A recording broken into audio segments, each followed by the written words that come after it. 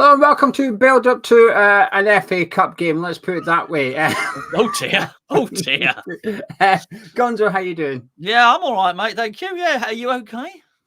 I was. Dear. The lineup is interesting. It's an interesting lineup. Truth be told, when I seen it and I started typing up in the back for Charlie, I thought, hang on a minute, I'm missing a player here. There's only 10, and I recounted, and there was 11. I missed someone out, but you'll get why in a second. Why I thought there was only 10. I thought I was missing someone.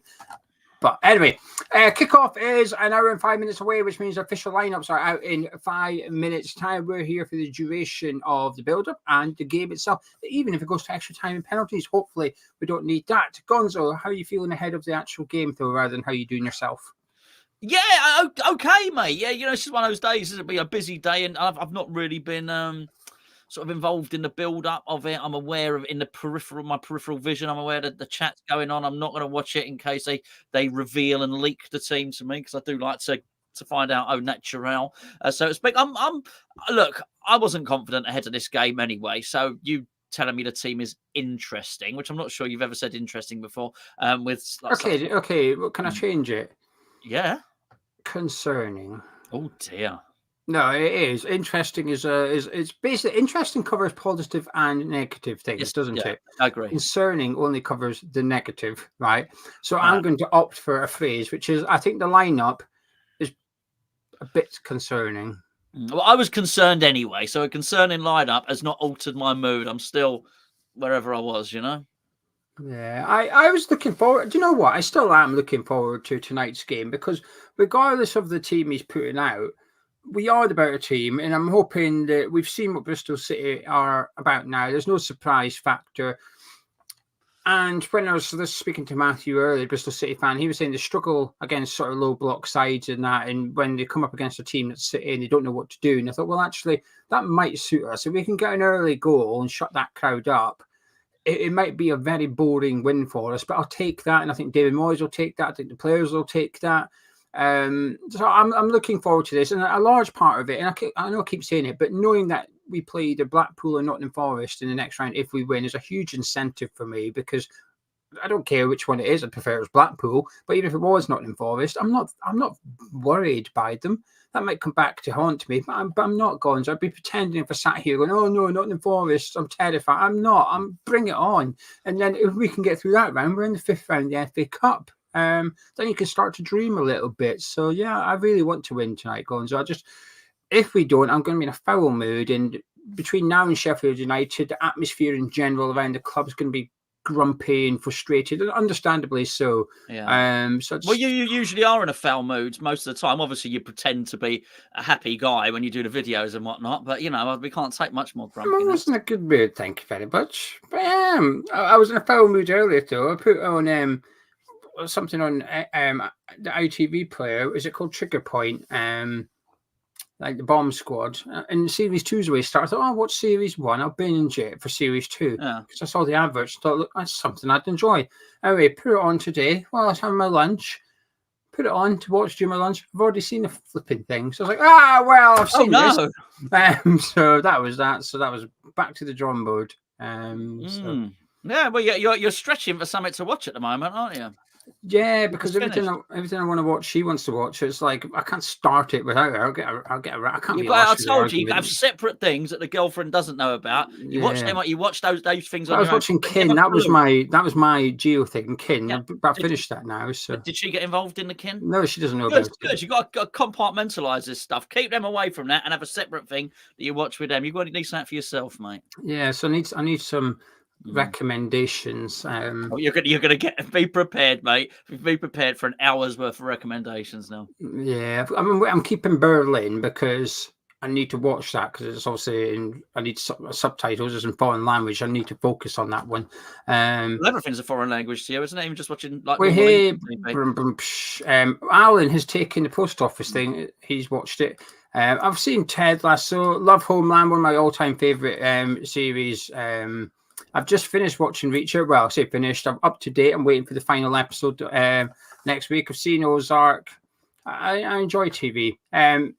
Jamie, we're buying time until the lineups come out. This is what we're doing. We're just buying time. Talking TV, Jamie. Anyway, the lineups are out now. Would you like to know the team, Gonzo? Yeah, please. In goal for West Ham this evening is Lucas Fabianski with a back five, it appears, of Vladimir Soufal, Kurt Zuma, Konstantinos Mavropanos, Aaron Creswell, and Emerson. In midfield, we've got Souček and Ward-Prowse, and then some form of attack of Said Benrahma, Maxwell Cornet, and Danny Ings.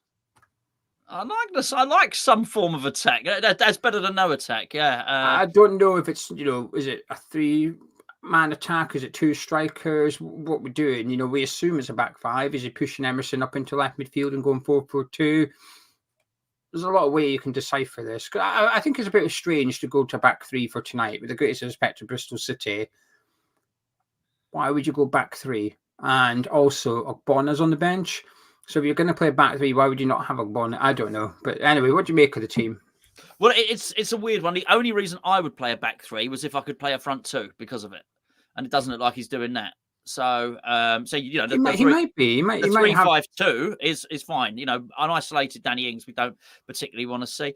To be fair, Gio, I mean, and I've not been confident ahead of this game. It has to be said, but that team should beat Bristol City. It really should. There are players in there that, irrespective of how Danny Ings has worked out or not worked out, he cost £15 million a year ago.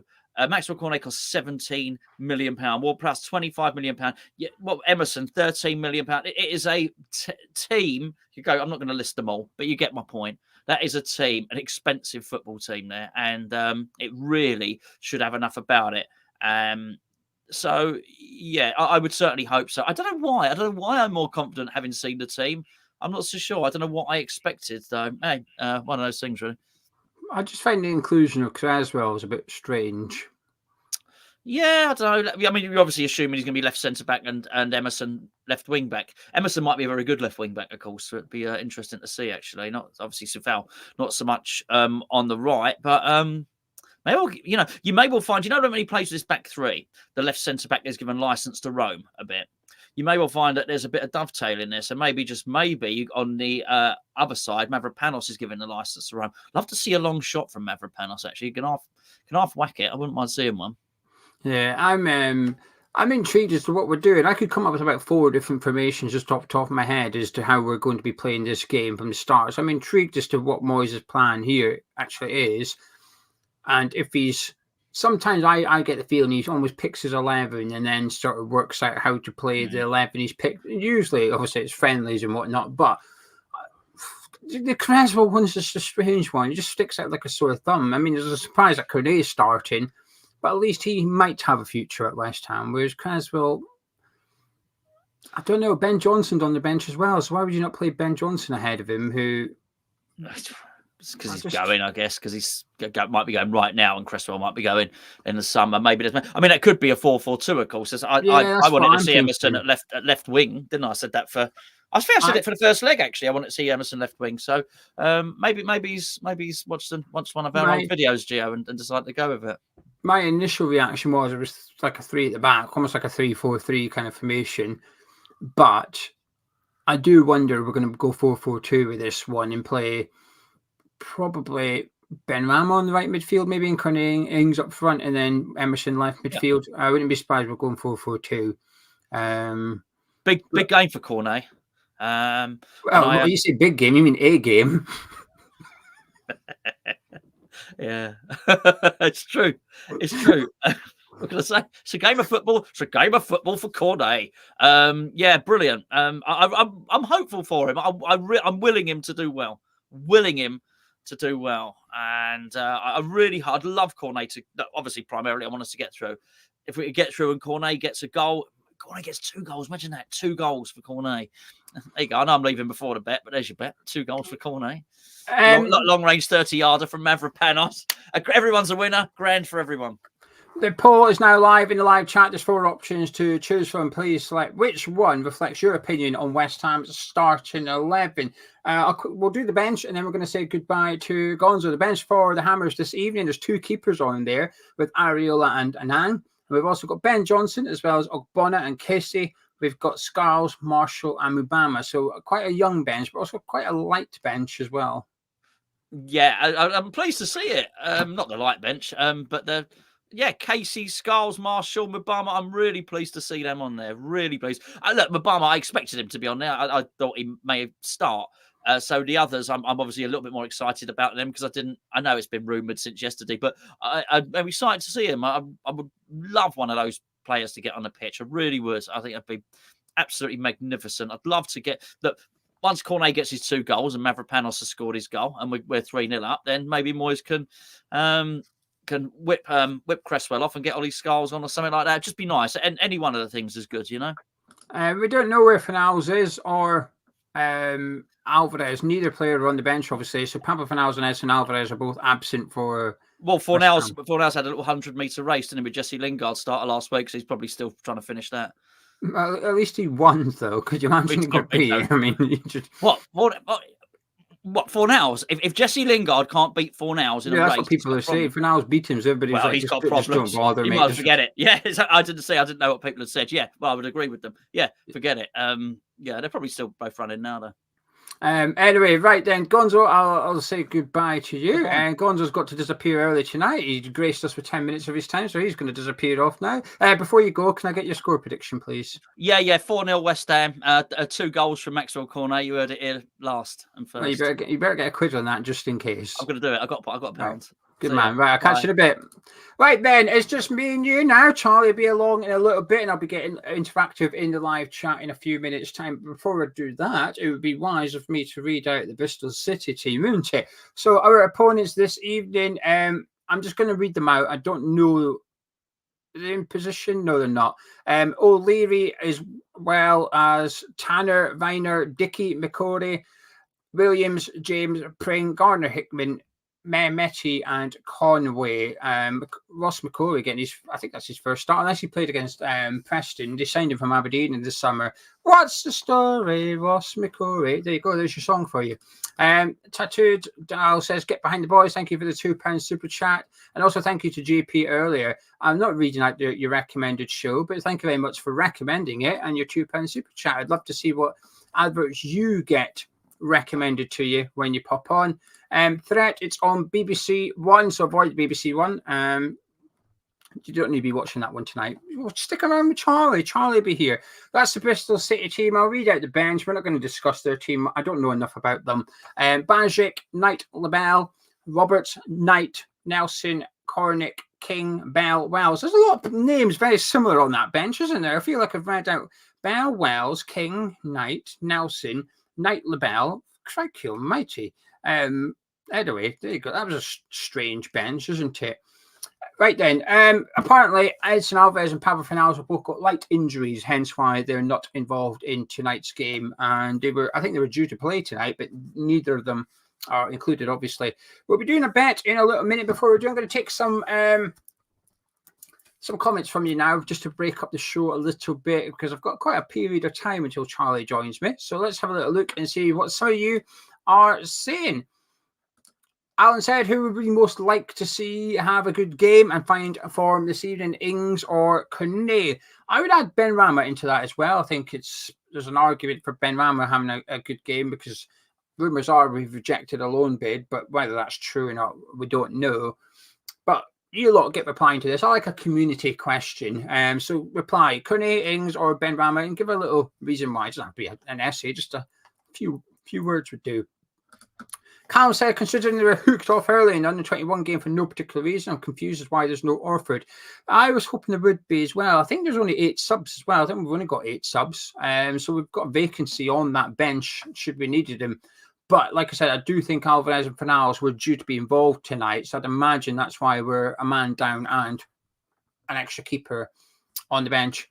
Lewis says he's got no idea how tonight's going to go. Wouldn't be surprised 1-3-0, lost 2-1 or anything in between. So he doesn't think we're going to win 4-0 or lose 3-1. Neil says, why not Johnson and Ogbonna? See, this is why I think it's a back 4. If it was Ogbonna can't do the travelling from the back 3, can he? But Johnson could. And I think he's been all right in recent games. But then again, you're going to go 2 up front. Why would you not play Mubama and Ings? Why Cornet? Now, I'm pleased to see Cornet get a chance. Don't get me wrong. I don't know. It's a strange one. I honestly can't work. So usually you can work out what Moyes is going to do. And some people will. If you were all to try and guess the formation and how we're going to line up, people will get it correct. But usually, I think everybody can guess what Moyes is going to do. But not so much tonight. I think there's a bit of a guessing game going on. Mike saying, can you all like and subscribe for luck? Forget luck. Just do it to help us out. That'd be nice. Click a thumbs up and also subscribe if you're new around here. Kerry says, the way I see it, these are the sacrificial lambs, apart from Emerson and Kane. Carl says, the only good part of the team, I'd see Kane and youth.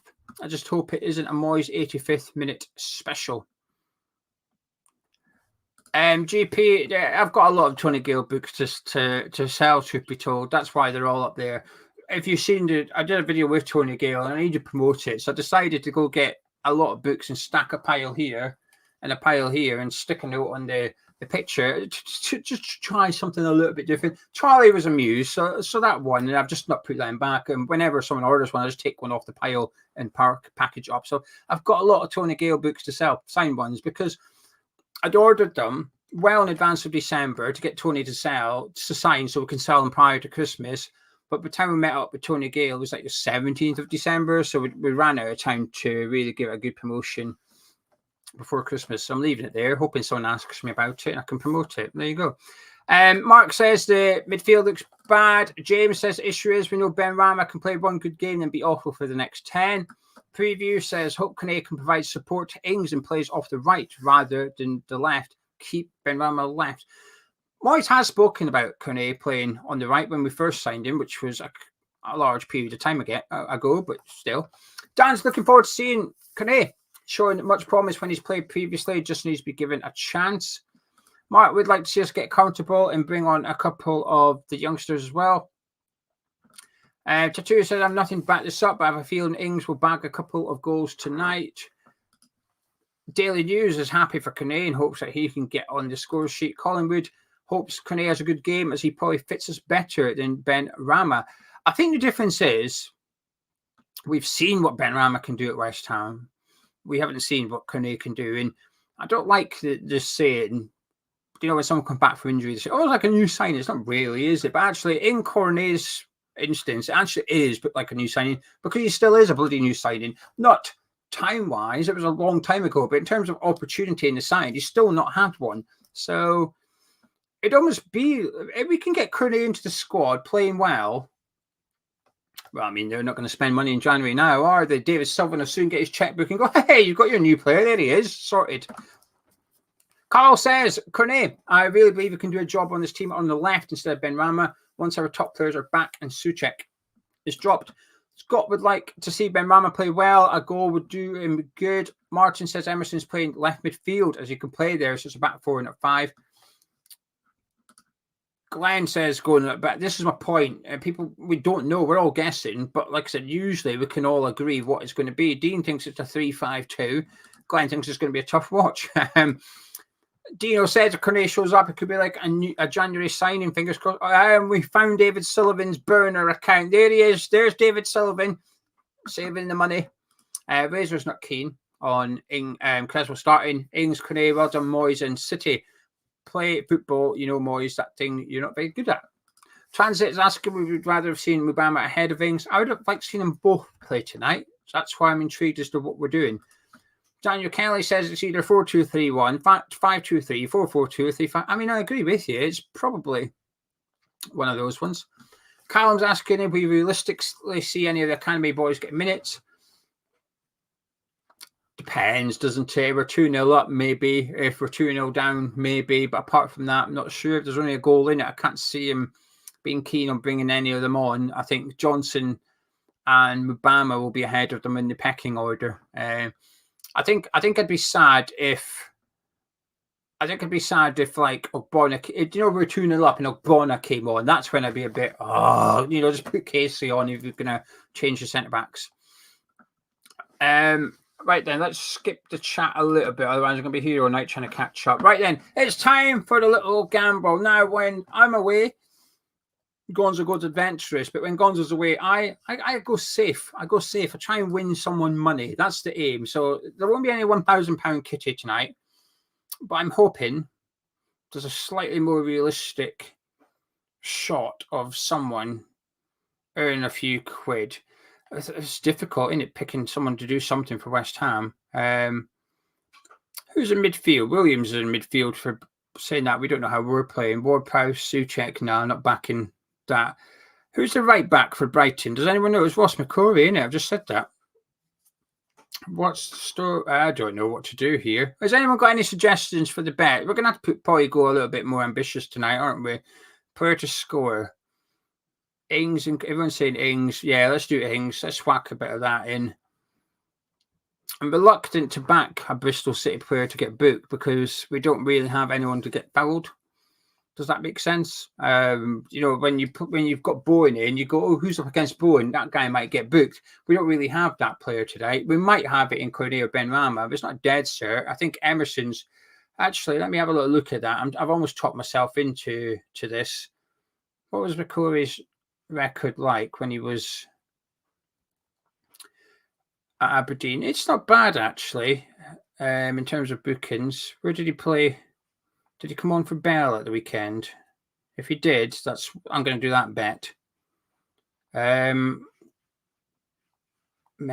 don't know. Help me out. What we're going to do? We can't do Cornet offsides. We can't do Creswell assist. Can we do?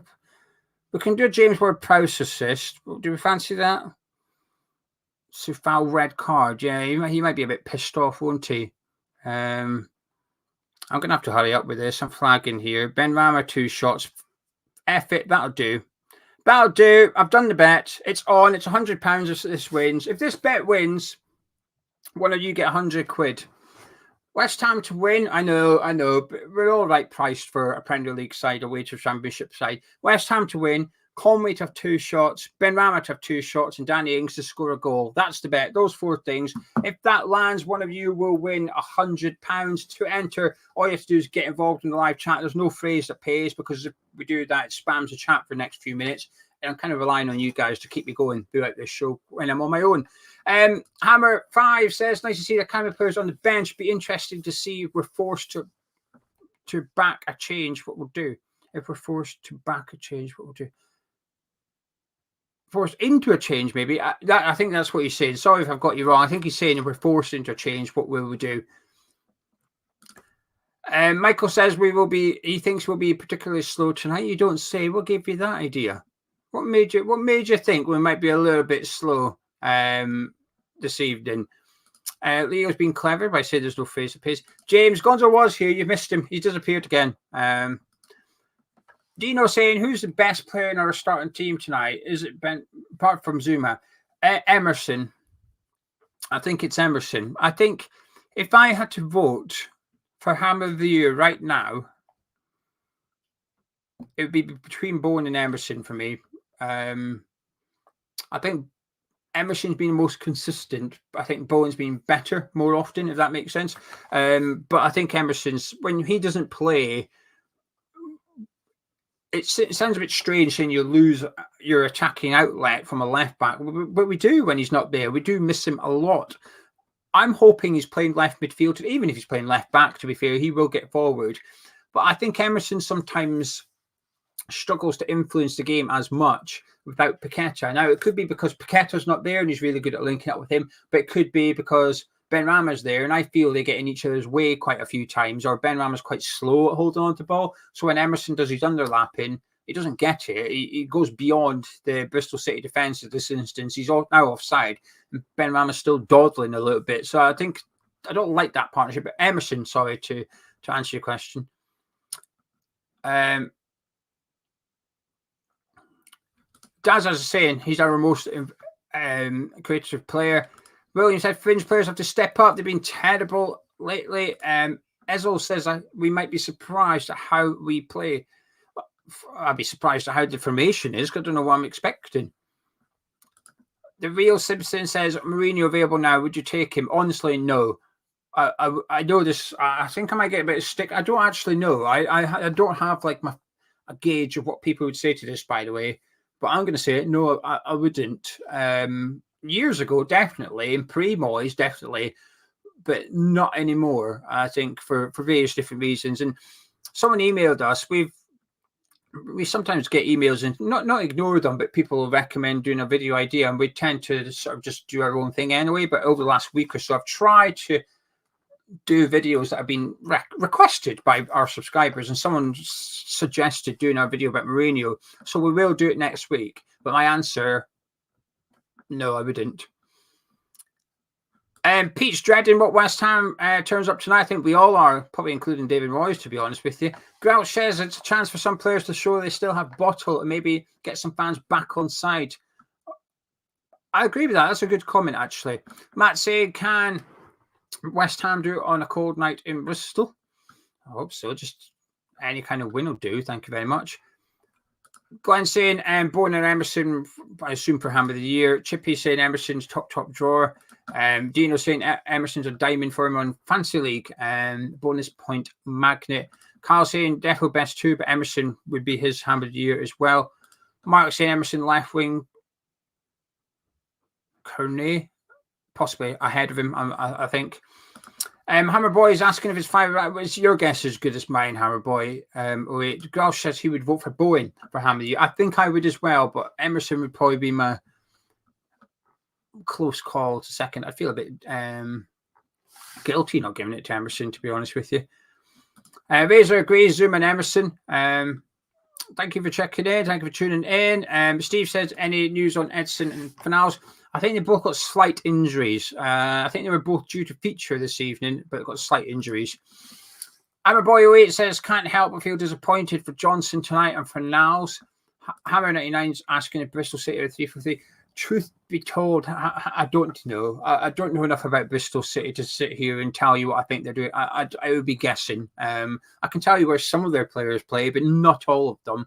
I'm surprised that Jason Knight's not playing, though. I thought he did well in the other game. I liked him when he was at Derby, and when I spoke to Matthew, the Bristol City fan, he was quite keen on Jason Knight as well. So it feels like they've dropped a key player there for whatever reason. Maybe it is to accommodate a 3-4-3. Daniel also wouldn't have Mourinho. I was hoping one person wouldn't. I was hoping at least one person would say no to Mourinho as well. Lewis says, you get 6 good months out of him and it all falls apart. Nature would love to have him. I get why, by the way. For anybody that wants him, you don't have to convince me as to why. IJ would have him. Mike thinks Sufar's going to get an assist. Matt says no to Jose Mourinho. Joshua says, what's the point of going from Moyes to Mourinho? They play similar enough. So at that point, it's Moyes out for the sake of it. Kerr says, I love Jose, but he's a successful Moyes. Kind of a bit like myself, really. I think it's the reason I would like to move on from Moyes is to have better football. I'm not sure Mourinho brings that. I feel like he would bring successful football, but I would argue we've already got that under Moyes. 6 in the Premier League, I'd argue that is a success. So what could Mourinho get us into the Champions League? I don't think he could. By the way, I think only a handful of managers in the world could probably get us in there without substantial investment and so on and so forth. So it just, I don't know. He's a ticking time bomb, isn't he, Mourinho? It's not for me.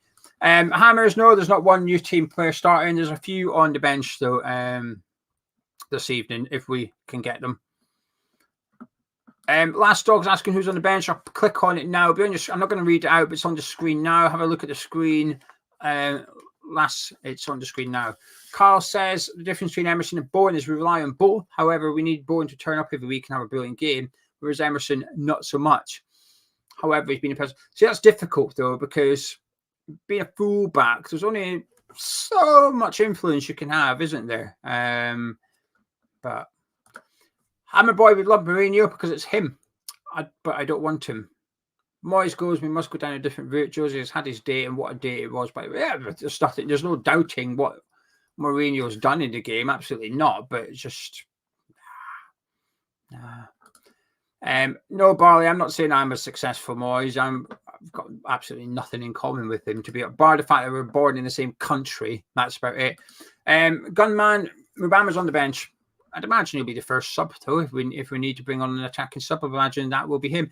It feels a bit. Not concerned, but for the last month, Mubama's been ahead of Danny Ings in the pecking order. It's changed a little bit tonight, but I think I expected it because I thought Ings did well when we played them at the London Stadium. But not only that, David Moyes highlighted how good he was as well. When I spoke to Matthew again, the Bristol City fan, he was sort of blown away by Bowen's ability, but he also thought Danny Ings came on and looked really, really good. So I think that's why he's got the nod tonight. But I don't know what this would mean for the Sheffield United game. Is Ings now ahead of Mubama in the pecking order again? If so, that's not going to do much for the contract negotiations that the club, well, Noble, are trying to sort at the minute. Harley said whether we want Jose Mourinho or not, Sullivan will definitely want him. Carl thinks it's time for a younger manager, fresh ideas and tactics, and someone that can work with Tim Steidten. Pete, I'm definitely not Welsh. Thank you. I'm not going to say anything in case there's any Welsh people watching. I'm definitely not Welsh. Luke, do we think Moyes would be considered for the Scotland manager and would you welcome it? No and no. I think Steve Clarke's doing a fantastic job with us at the minute. Honestly, I'm loving supporting Scotland right now. It's my first ever memory, and I remember one goal from the World Cup 98. I don't remember anything. John Collins penalty. That's it. That's my memory of it. But we've always been crap. Scotland and West Ham have always been quite similar. Weirdly, we got good at the same time as well. But we've been the whipping boys. It's like, hey, look at that lot. But Steve Clarke's done an amazing job for us. And, you know, we're in the Euros again. I know people dismiss us and say, hey, you might get out the group. It's listen, for someone that's not seen us at a major tournament, bar the last Euros, getting to the major tournament is an achievement in itself for Scotland. Clarke's doing a fantastic job. I don't see him going anywhere anytime soon. So I think David Moyes has spoken about wanting to manage Scotland. Don't know. I think that opportunity might have passed him by. Actually, I think before Clarke, he probably could have had it if he wanted it. When we were exploring the likes of Bertie Van Gogh and Alex McLeish and Walter Smith did well before going back to Rangers, but I think at the minute he's not getting that one. Frank says the lineup's bold. Let's see if it pays off. Happy birthday to Spooky Duke. Hope you've had a lovely day, and I hope you don't live in the UK. I hope you live somewhere where we're maybe 6 hours ahead of us over the other side of the world. So your birthday is sort of just a way to come to a conclusion, and we're just not going to have West Ham in the evening. If you live in the UK, unlucky, we might be a way to spoil your birthday. Teapot says, back three tonight, limited options up top. It makes sense. Cameron said, I think you know who Moyes' favourites are. It's when it takes one player to have multiple good games for a spot and other takes one. I agree with that one. Alan's with a video idea. Alan, just email it to me, will you please? I'm never going to remember it. Email it. Don't text me. Do not text it to me. Email it. Lewis, I enjoy watching Scotland as much as West Ham. It's different. It's absolutely different because international football for me is all about results, I think, and we don't have world-class players. Well, I would argue we've got 1.5. I think Tierney is half a world-class player, but I think Andy Robertson certainly is. So we're not really expected to win games. So when I've seen us beat Norway, with who had Odegaard and Haaland, we beat Spain and Rodri was kicking off after the game. I loved it. I loved that little underdog feeling that we've got, because West Ham are no longer the underdog anymore. Bar when we play like Man City in that, we're usually, including this game, we're usually favourites. But when we go play Burnley, Nottingham Forest, even Brentford, Wolves, we're still the favourites. It's almost like we're the team expected to do things. So the underdog tags disappeared a little bit. Yeah, Chris. Yeah, no chance. Euro 96, absolutely no chance whatsoever. None. Joshua says Moyes suits international football. Wouldn't mind him at England. Oh, crikey. But are you English though? Because Pettinger, I'm not sure that's an English name, right? I wouldn't mind David Moyes as England manager either. Right? That's all I'm saying. There's a reason for that. Right, let's have a little look and see what you're all saying. Mancunian says Scarles could get on tonight. He could do. I guess the advantage for Scarles is Creswell and Emerson are playing, so if either need to come off, he's there. I'd imagine Ben Johnson will get on ahead of him, but if we're playing a back three, like you're alluding to, Mancunian, Scars can go left wing back and still have that protection from a very senior Aaron Cresswell behind him as well. So there is an argument there. Thomas says 3-0 West Ham. Dino said, us Irish have a team to back at the Euros. Come on, let's go. Hey, there we go. I'm not going to go to talk about Scotland anymore. That's Scotland. Top done. Stanford said 4-4-2. Cresswell playing Alvarez. Well, I'd be very surprised if Cresswell was centre midfield, Chris. I think if he was to try someone else in midfield at starting 11, no one really. Mavropanos maybe, but you wouldn't play Zuma and Cresswell centre back, would you? If it is 4-4-2, I think it'd be Cresswell left back and Emerson further forward. But my initial reaction was it's a back three, and I think I'm sticking with that. But are we playing a front two? I don't think so. I think we'll play 3-4-3. I think we'll have Cresswell left back, Zuma in the middle, Mavropanos right centre back, Emerson left wing back, Soufal right wing back, Souček and Ward-Prowse in the middle, and then I think we'll see Benrahma and Kone playing in behind Danny Ings, but narrow, a bit narrow. We've played it before where in the Conference League last season. I remember Scamacca being up front, and sort of Benrahma was almost like in number 10 a lot. I can't remember who else it was. There was someone else we almost had two number 10s in and around Scamacca, and it worked. So I wonder if this is our way of getting close to Danny Ings instead of having a strike partner. He's in theory got two of them. But interesting to see. But getting Benrahma off the wing might be a good start because he doesn't have time on the ball. He won't have that 10 seconds he takes to put a cross in. If he's further in field, he's hopefully going to have to move the ball a bit quicker. Jay says, I'd expect Mubama for a sub if we need attacking options, but what happens if we don't? We're for 2-3 up, but it gets 69th minute. Mubama goes to sub. Would you prefer to see Mubama or Marshall? What an interesting question. I mean, obviously, my natural reaction is both, please, but I'm inclined to say Marshall, and it's almost like because Mubama's had a chance, but he hasn't. He's had bits, but not a real chance yet. But I think I'd be inclined to say Marshall because it's political. We're negotiating. We're negotiating with Marshall and Mubama. Both of them want to go out on loan. We've told both of them they can't go out on loan yet. It might change towards the end of the window, but for now, neither of them are going out. I think you've got to give them a little something here. You've got to keep the morale a little bit. You've got to give them, you basically said to them, hey, well, you've shown Mubama there's a place for it, but you've said to Marshall there's a place for you here. I think you've got to back it up a little bit. So it would almost be a political sub by putting Marshall on. So Mark Noble's job just got a hell of a lot easier tomorrow morning. Saying, see, you will get the game time at West Ham and sign that bloody contract, will you? Hughes says it looks like Emerson's going to get in the way of Benrahma again. Hey, I don't know if you're being sarcastic or not, but I think it's Benrahma's too slow for Emerson. That's how I see it. John would like to see Scars get at least 45 minutes tonight. He was excellent against Arsenal in the cup final. Harry hopes Kone and Benrahma have good games 2-0 without extra time. Joshua is English.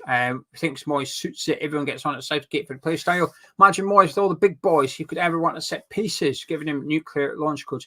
Hey, he'd finally get his Calvin Phillips and Declan Rice partnership, wouldn't he?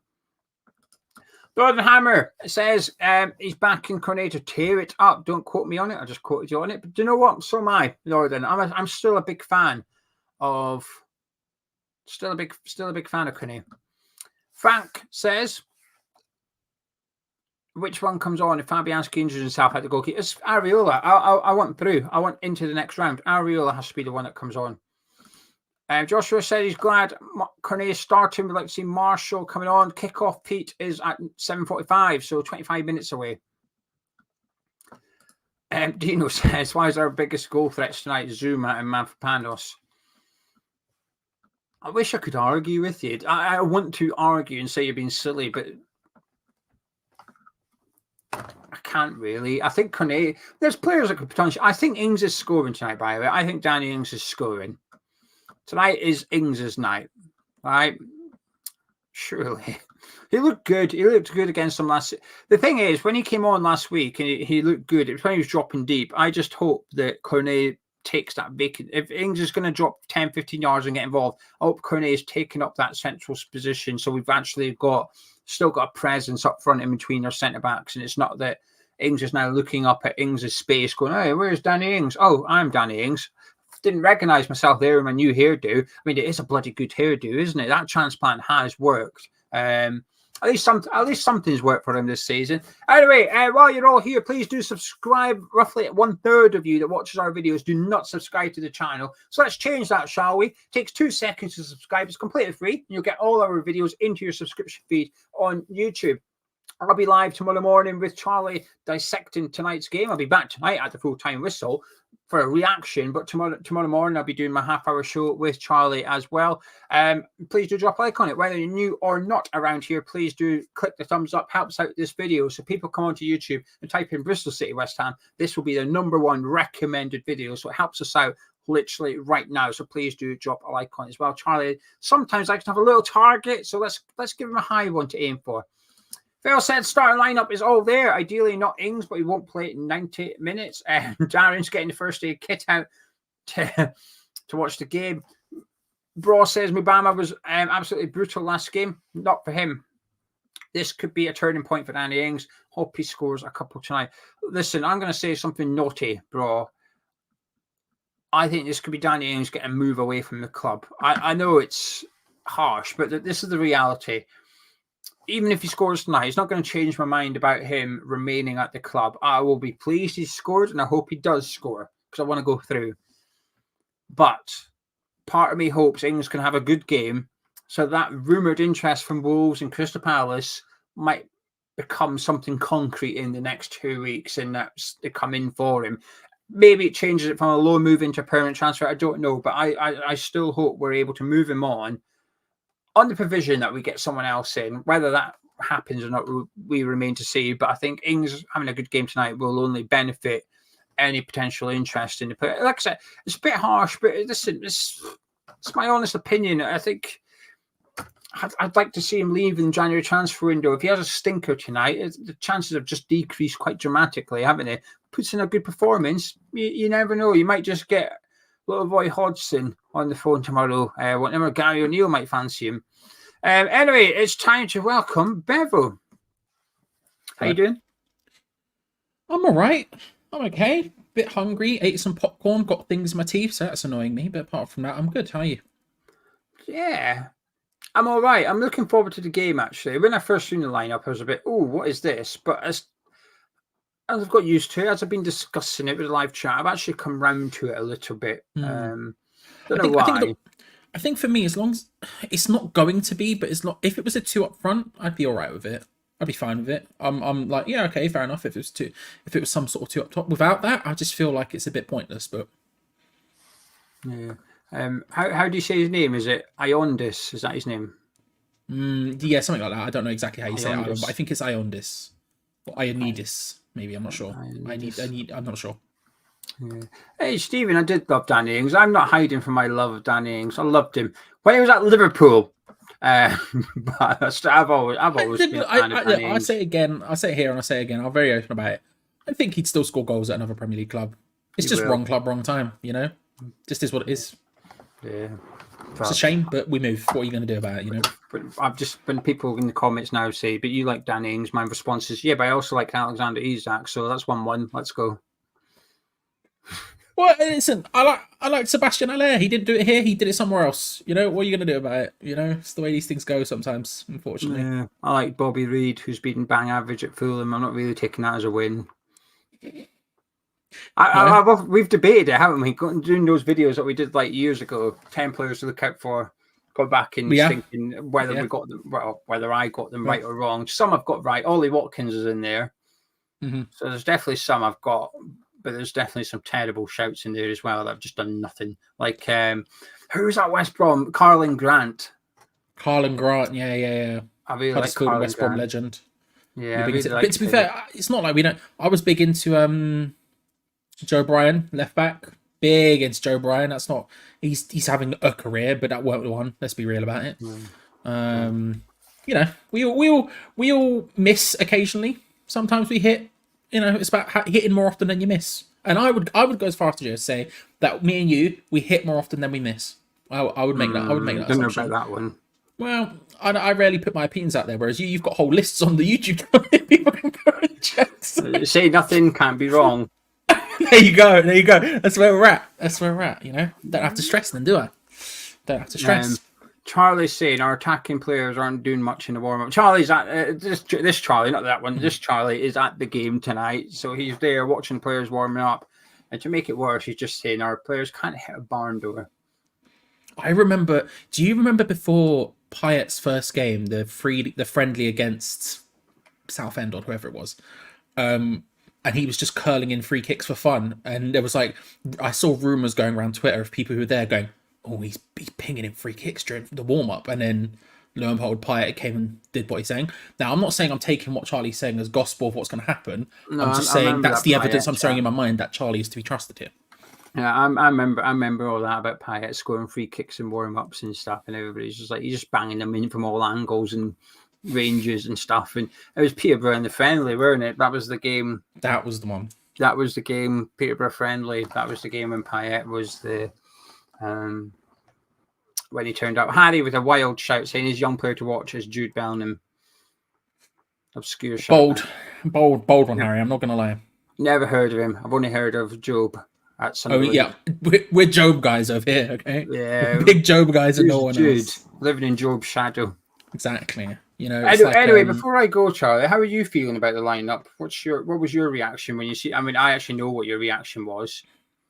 You sent me a laugh emoji, but it's you know what? Again, if it's two up front, I'm okay with it. That's my big thing. Like it's not ideal, but when you look at the bench and you go, well, he's one hampered by injuries with the ones we already knew, plus the two new ones tonight, the two knocks that we have tonight, so they're not available. We're clearly not putting our all into this. And you look at it, you go, okay, fine. Maybe this, aids in some other ways, like you were just saying, Ings potentially leaving or whatever as ahead of Mubama. Maybe that's something we're looking at here. There's some arguments for it all. The one thing I can't get. Well, there's two things, if I'm being honest. There's the one thing is two up front. It has to be two up front. Yeah. Because as much as I agree, I heard what you said about the idea of Moyes was praising Danny Ings after the last game, and it's interesting that he's put him in here as opposed to Mubama. I feel like the context of him playing in a two up front system there was probably quite important. Yeah, I agree with that as well. And did that, and if he's gone right, let's put him in because he's done quite well, and then gone, but it's going to be up front by himself. Then I feel like it's one of the more stupid things I've ever seen someone do. The second one is if it is a two up discovering front, fire and blowing it out immediately. This is excellent. This is hot. Let's fire this. Let's file this one under for later. For later. It's just. Oh, we need this. We need this meat warmed up. What should we do? I don't know. Let's just leave it in the sun, shall we? See what happens. Like it's a bit primitive. The other thing is if it is a two up front, I'm Ward-Prowse and Souček as a two concerns me. And actually, to be fair, that concerns me no matter if it's a one up front with a 4-2-3-1, if it's a 4-4-2, even slightly less so, but even if it is a three at the back, it scares me. And maybe that's why in my head I think it might end up being a three at the back, because Ward-Prowse and Souček as a double pivot is terrifying to me. That is a bad double pivot. That's a very, very bad double pivot. Yeah. Darren, I did see a question, but we do still do the boats. I just don't mention them. We don't make any money from it now. We used to make a few. It wasn't really much, to be fair, but that's why we don't make any money from it now. But it used to financially benefit us. It doesn't anymore. And we try and keep, believe it or not, we try and keep promotions to minimum, right? We do actually try. That's why we try not to mention Patreon in every video and have brand deals left, right, and centre. We try and keep it to a minimum. But we now, instead of charging people, they're free to gain entry to for most games. However, there's a cash donation bucket upon entrance, and all the money goes direct. It doesn't even come via us. It goes direct to the Iron Supporting Food Bank, which is run by a good friend of ours, John. He runs the food bank. He started it a few years ago. He won multiple awards. He's doing fantastic work with families in need and knew him. So all the money from the boats now goes to the food bank instead of Hammer's Chat. And it's a while since I've had an update, but the last update was we've provided enough money to allow them to get food and stuffs, so like sanitary pads and stuff, worth £35,000 for families in Newham. Now, obviously, that doesn't mean 35,000 quid. They're able to take 1,000 and go get £5,000 worth of food. But that's what they've got as a result. So instead of us making a few quid, the food bank get money and they're able to turn it into quite a bit of money and do good. That's our charity work, if you like, at Hammers Chat. We're that's what we do. So yeah, votes are very much still Hammers Chat. Yeah. It just goes to the food bank now. We don't make money off it, and we try and focus on Patreon and stuff like that. Anyway, you got to pick and choose. You can only really give shout outs to individual things. So makes sense to focus in. Like Gio said, you'd be surprised at the amount of people who email and be like, "Can I sponsor you for this? What product? This or that and the other?" You'd be surprised how many there are. That get shot down. If I won't buy it or use it, I won't promote it. And the fact that I promote Manscaped, well, if I won't buy or use it, I won't promote it. That's all I'm going to say. That is all I'm going to say. That's all I'm going to say. Right, Charlie, I think we're going to win tonight. In the preview, I thought we would go to extra time and we'd win it in extra time. Mm-hmm. I think we'll do it in normal time. I don't think it's going to be pretty. I think it's going to be European style, which is bore the living daylights out of them, quiet the crowd up, start fast and furious, try and get a goal, and then try and play counter-attacking football. I don't expect much in the way of entertainment from us tonight, but I think we're going to win 1-0. I think Danny Ings is going to be the goal scorer. What was the bet? It was West Ham win, Ings score, and then Tommy Conway and Saeed Benrahma both have 2 shots each. That feels doable. £100. That feels doable. Just someone that's commented in the live chat. I'd never, if you weren't here, I'd never ask Gonzo what the bet was because there's no way I'd remember it. That feels doable to me. Yeah, I'm here for it. I think so. Hope so. Usually when Gonzo's away, we've got an all right record when Gonzo's away. So I'm hoping someone tonight is going to win £100 from us. So that'd be nice. But anyway, Charlie, I'm going to disappear, but I'll catch up with you at halftime. See you at halftime, Gia. Thank you very much. Ladies and gentlemen, welcome. Thank you all for joining. I hope you're good. I hope you're all well. It's West Ham United versus Bristol City in the FA Cup live Ashton Gate. It's live on the BBC. It's on BBC One. So if you are looking for a way to watch the game in the UK, it's on free television. It's on free television. I will still somehow be behind because I'm watching it on iPlayer on this screen as opposed to this screen. And it's just always behind. Just the way these things go. But if you want to watch it, there are definitely ways you can do it. I'll say the other ways as well, just in case maybe you're not in the UK, maybe you don't have access to it. If you do, scroll down into the link in the description below. There's a bit there called Join Our Discord. Lovely Hammers Chat West Ham community. Fans of all clubs are welcome, but more importantly, on the left-hand side, there's a bit there called Stream Links in which you'll find what you're looking for.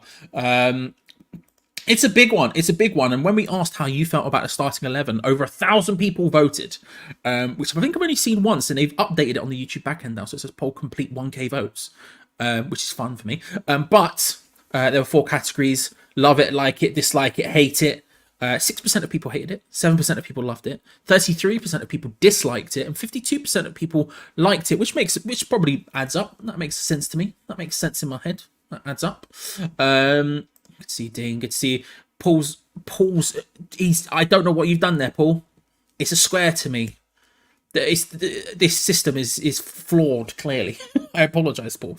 But for the rest of you, let's get on with confidence level, shall we? Scale of 1 to 10. 1 being least confident possible, 10 being the most confident possible. How confident are you of a West Ham result this evening? Schizo, good to see you. Alex, good to see you. Last time we were on the beat was Kidminster. Don't stress me out about that. Also, Gredlock, underrated. I like it. I was watching the review you did earlier. I watched the show back first of all because you asked the quiz question and my brain could not compute what that number was. I knew there was a diamond in there somewhere. I think it's underrated. That's something else. I'm just gonna put it out there. It's a banger. What happens if Hammers lose? Moyes just uses regularity. Yeah, probably. I mean, it's difficult with this one because I didn't want us to have a replay in the first place, and yet now we're here. I will in a second, GP. I on the other hand have no problems reading that out. It's obviously we didn't want this anyway, and then you look at the lineup. We've got a list of absences literally on screen. Actually, BBC now. Alvarez, Antonio, Bowen, Fornals, Paquetá, Aged, Kudus. They're all missing today, including all of our most important players being Kudus, Alvarez, Bowen, and our Antonio and Paquetá. All of our 5 most important players, in my opinion, are missing. And so with that, it becomes a very difficult game to even see something going ahead. But I still have some confidence levels in there. Don't get me wrong. When I say all this, I do definitely still have some. I do definitely have some confidence levels. This chat is going. It's very confusing me. It's confusing me in lots of ways. There we go. There's Robert's comment. I just lost. I'll go back to GP. And first of all, I'll say thank you to Tattoo Die. Said 199, get behind the voice. Thank you very much. Helps out the channel massively. Not just myself, Geo and Gonzo as well. And GP says, my recommendation for the show, The Art of Rimming. No embarrassment for me. No embarrassment for me whatsoever. Why is this jumping around so much? The chat is going crazy.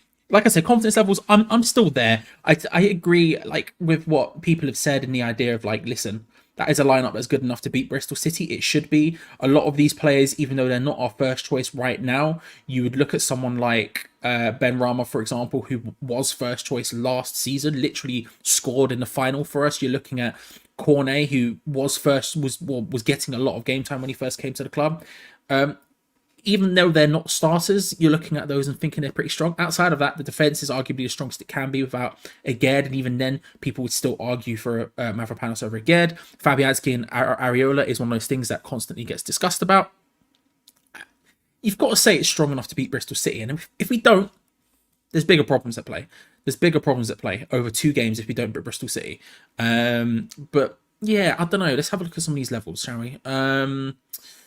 Keith, the game kicks off in just under 10 minutes time, my friend. Just under 10 minutes time.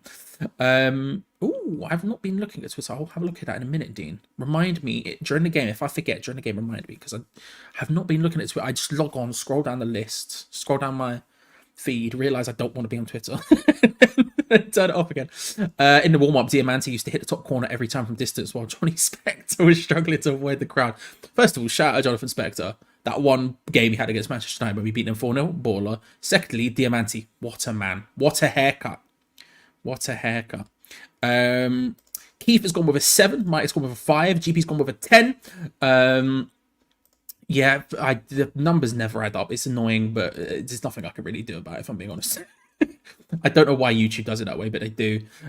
Fizz is saying, or F3ZAR is how I'm going to say it. Wrongly. 8. Malcolm's gone with a 5. Gary 3. 6. 11. 8. Even with that lineup, says Dean 6. 6. FPB saying, I think we're going out tonight. Really hope I'm wrong. So low confidence levels from FPB. You hate to see it. Obsidian's gone with a solid 5. 6. 5. 5. Good to see you, Chuck. Hope you're doing well, sir. Chuck, an absolute legend in these parts. IMO. 6.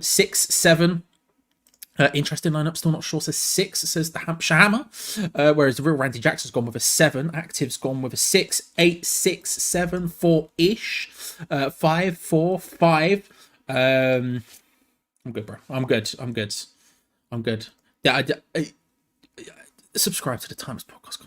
What are we doing now, guys? What are we even doing here?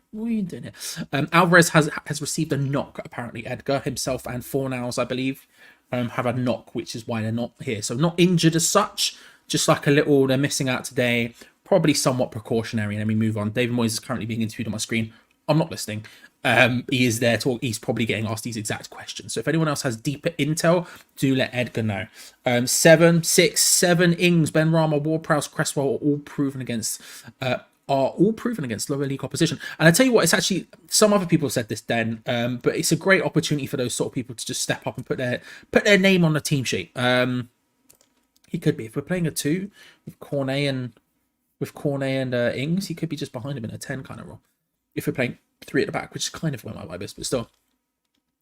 BBC One, Andrew, BBC One. Yeah, I feel like it'll be interesting.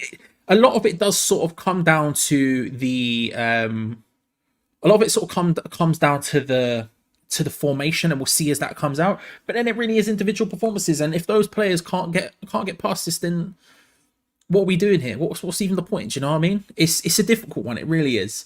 because this is not a game we needed. Frankly, this is not a game we needed. And I think I speak for all West Ham fans when I say, uh-oh. Let's do sub bingo. Let's run the bench along the bottom of your screen just in case you haven't seen it. In fact, let's just go through it. Sub bingo is of course the game when we predict when David Moyes will make his first substitute. You don't have to say who the player is, but I will have the bench running on the bottom screen in a second. But first, let's go through the starting lineup just in case you haven't seen it. It is Fabianski, Soufal, Mavropanos, Zuma, Cresswell, Emerson, Ward-Prowse, Souček, Ben Rama, Cornet, and Ings. We don't know what kind of formation, what kind of put together that's going to be. My gut is now saying it's going to be a 3 at the back with Cresswell at right centre back. You then have your 2 with Ward-Prowse and Souček, Ben Rama in a sort of 10 position with Cornet and Ings. That's kind of what I'm thinking it will be, but I have literally no idea. But more importantly for this, the bench: Areola, Anang, Johnson, Ogbonna, Casey, Scarles, Marshall, and Mubama. A light bench in that it's only 8 people. Also, very, very youth heavy. Areola, Johnson, and Ogbonna, the only first teamers there. Outside of that, all youth players. Obviously, Mubama's been getting some game time of late, but I still wouldn't put him in the first team category just as yet. And then Marshall, Scarles, Casey, and Anang, to some extent, all getting, maybe potentially getting an opportunity. It'd be interesting to see actually with subs, because I really do think there's going to be a couple of people who could get an opportunity here. Scarles could get an opportunity. We've seen him previously. It's probably unlikely because Johnson can play both sides. But if you need to change something up, then he could be the person, especially at left wing back. And Marshall and Mubama feels like it's possible for them to come on. But do let me know when your sub bingos will be happening. We'll be getting on to score predictions in just a minute. While you do that, the Bristol City lineup, in case you don't know it: O'Leary, Tanner, Viner, Dickey, and McCrory, Williams, James, Pring, Gardner Hickman, and then up front Mehmeti and Conway. Conway, of course, who scored that great goal against us in the first leg. Their bench: Bajic, Knight, LaBelle, Roberts, Knight, Nelson, Cornick, King, Bell, and Wells. As Geo pointed out, lots of very similarly named players there. You've got King, you've got Knight, and you've got Knight, LaBelle. You've then got Knight, LaBelle, you've got Bell, and you've got Wells. It's a very fun bench, if anything. It's a very fun bench. I'm here for it. Tom with a £2 super sticker. Thank you very much, my friend. Helps out massively. You do it frequently. It's very kind of you. You don't have to. I do want to stress that. No one has to donate money at any point. I do want to be clear about that. But Tom, I'll be lobbing your name in there in just a few moments' time.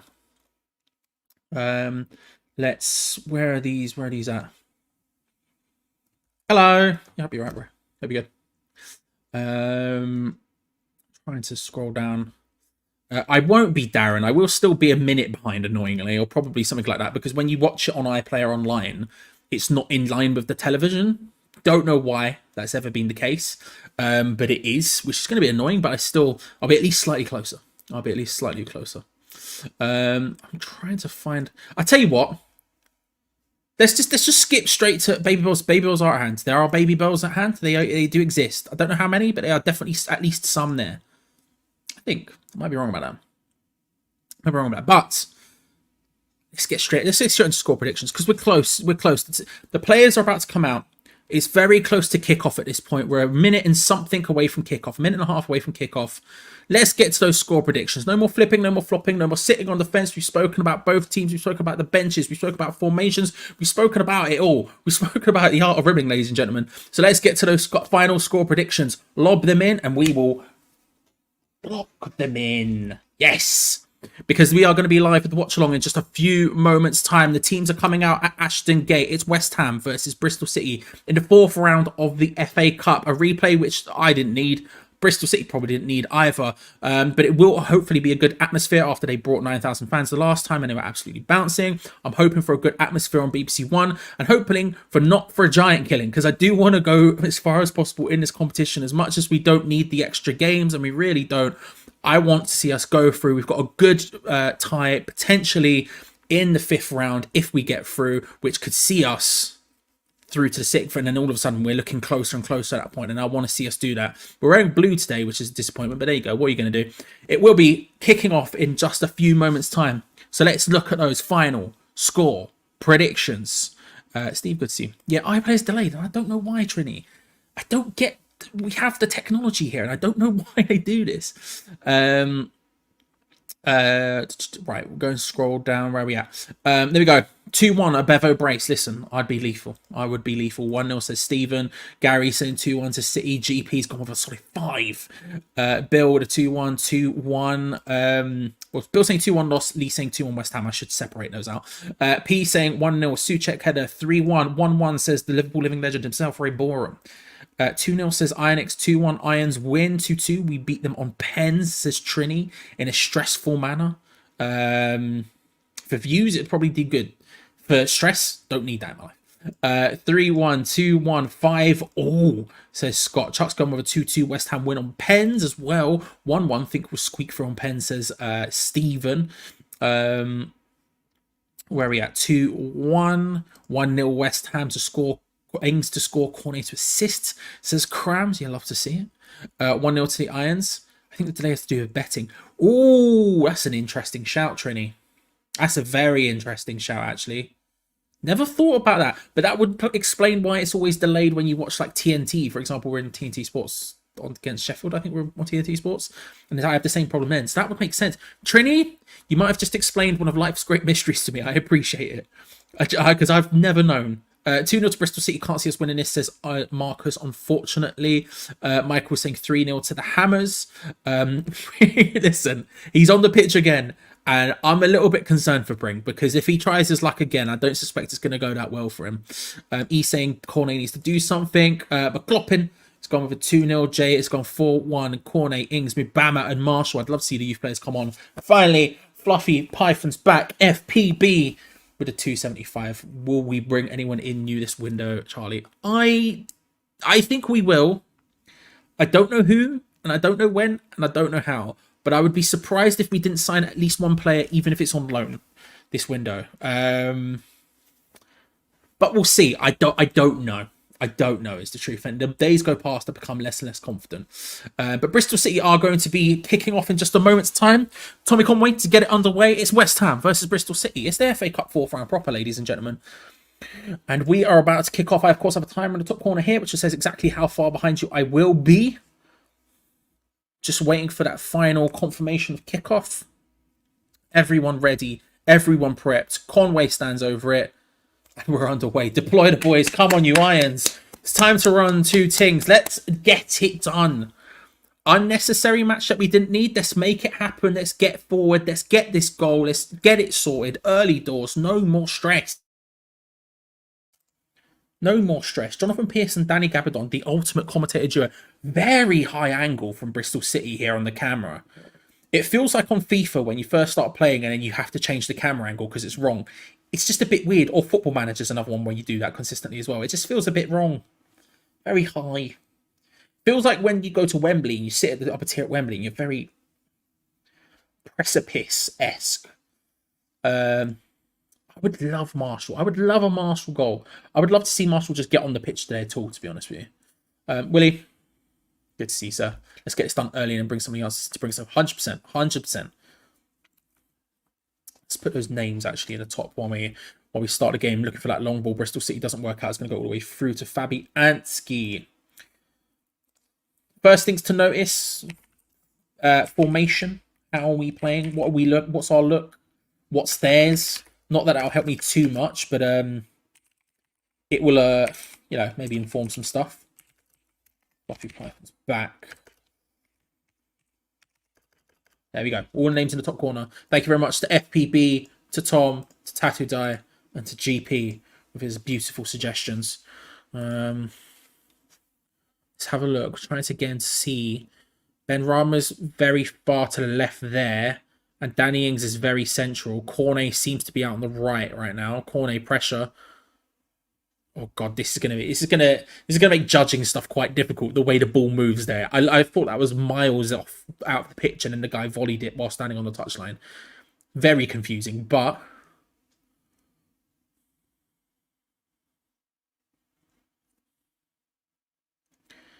trying to figure it out. Thomas Souček and James Ward-Prowse seem to be deeper. Aaron Cresswell isn't there. It was a bit awkward from Kurt Zuma, but thankfully he deals with it well enough. I mean, that's definitely a double pivot. That's one question, but we knew the answer was going to be a double pivot regardless. But that's 100% a double pivot. Souček and James Ward-Prowse in there. Mavropanos, bit of an awkward pass, but Soufal hooks it forward. Danny Ings is looking very central. I think it's a 4-4-2. Oh, nice through ball from Cornet, hooked away from the goalkeeper. Well, to be fair, it's a great opportunity, but it's well hooked away. Mavropanos under pressure. That's bad. That's even worse. Oh my God, Conway's taking it round the goalkeeper and he slotted it home. It's 1-0. Tommy Conway scores again. Bristol City are 1-0 up at an unreal opportunity at the other end, which doesn't work out.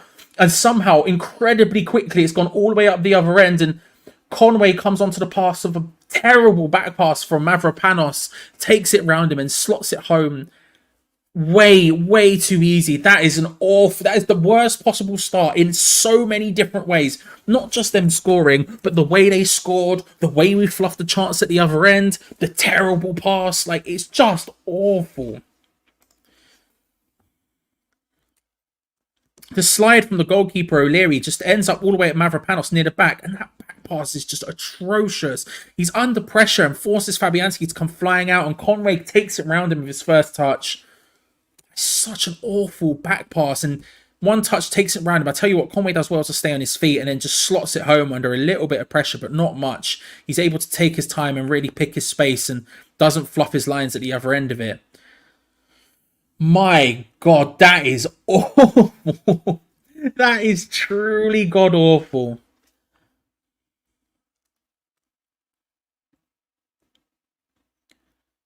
As individual errors go, that is woeful. That is absolutely woeful. 1-0, Conway gets the goal 3 minutes in. Well, we're not going to get it done as quickly as I wanted it to now, clearly. Now having to fight from underneath.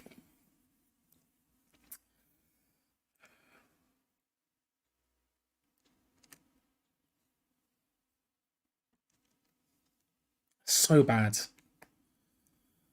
He's done well again down the left-hand side here. Mehmeti cuts in. He cuts into no one, and thankfully the pass back is wild. Ings, who's apparently down. Bristol City fans booing because Ings is still down. Hair starting to come fully through there. Danny Ings. Darren Ings is what's about to call him? Danny Ings. Oof. Ooh, I tell you what, the Bristol City player is lucky that there isn't some sort of VAR or something tonight, because that is bad. That's really bad. He went in, studs show it, and connects with the ball, but his if this is the ball, his studs come in like this, and then it rolls over the ball and goes into the side of Danny Ings' leg. He gets back up, Danny Ings, but flipping it, that is bad. He's very lucky there. Bristol apparently coming in the exact same... Yeah, I was about to say the exact same thing, Martin. Coming in the exact same, just aggressive, let's say, energy they were in the first game. Artel saying red, should be a red for Williams. I agree. That's bad. That is bad. That's bad. He's very lucky we don't have VAR because, my God...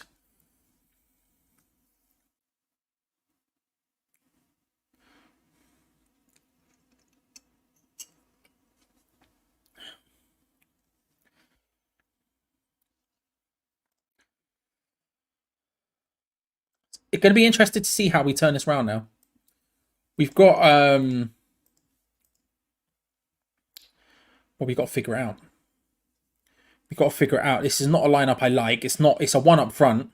It looks very 4-4-2-y to me. Well, it looks very 4-2-3-1 if I'm being honest. Or 4. Yeah, but who's the one? There is no one. So it's a 3-4-3. Yeah, it's a 3-4-3. I don't like it because Danny Ings is so just... Danny Ings up front by himself doesn't make any sense. Tries to hook it onto Ben Rama. You have to get Ben Rama and Cornet as close and as central to him as possible, really trying to get in there. And that's what you see there, Danny Ings. The ball comes into him. It's going to be a corner to West Ham. And he attempts to flick it over his own head to get it into the path of Ben Rama or Cornet. They need to be close and they need to be forward. And that's just not something we do very often.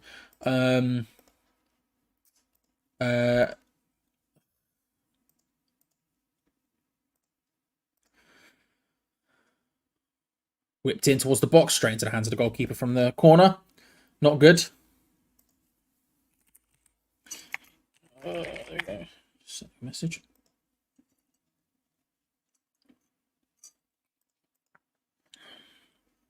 Get the baby bells out already. Jamie, listen. The people vote for it, to be fair. I haven't been paying much attention, so maybe the people have voted for it. It's not bad from Bristol City. Another opportunity is going to be shot from range. It's going to be awful. Straight into hands of Fabianski. Take that. If the bells are wanted, then the bells can be had, you know. iPlayer, Shane. It's a nightmare. Potentially because of betting, Trini says, which is actually quite smart, which I've never thought of before, but I'm watching it on iPlayer. We're going to... Zuma.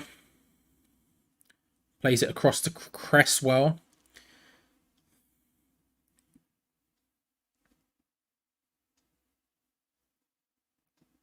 Just passing it around at the back currently. Looking to try and play their way forward. Thomas Souček gets... It's a bad pass to Thomas Souček, and he does the only thing he can, which is to try and flick it on, and that doesn't go well. Thankfully, a mixture of him, Mavropanos, and Cornet wins the ball back. Cornet with a slightly safer back pass that time, although the Bristol City crowd more than loving that. Danny Ings the control down. More, should I say, Bristol City have the ball.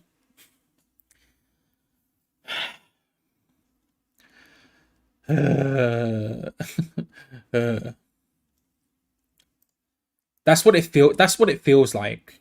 But it feels like instead of having a 2, you've got a 3, so a 3-4-3, I think. Because in Europe we would play like a 3-4-1-2 quite a lot. We've seen that quite a lot. It seems much more traditionally 4-3-3. 3-4-3 today. Yeah, Zuma is very essential. That has to be a 3 at the back with Soufal right wing back and Emerson left wing back. And Danny Ings is just so central and so isolated. It's so dumb. It's so dumb. Who thinks this stuff through is a good idea? Doesn't seem like they do a lot of time, Toby. I can't lie to you, mate. I can't lie to you, mate.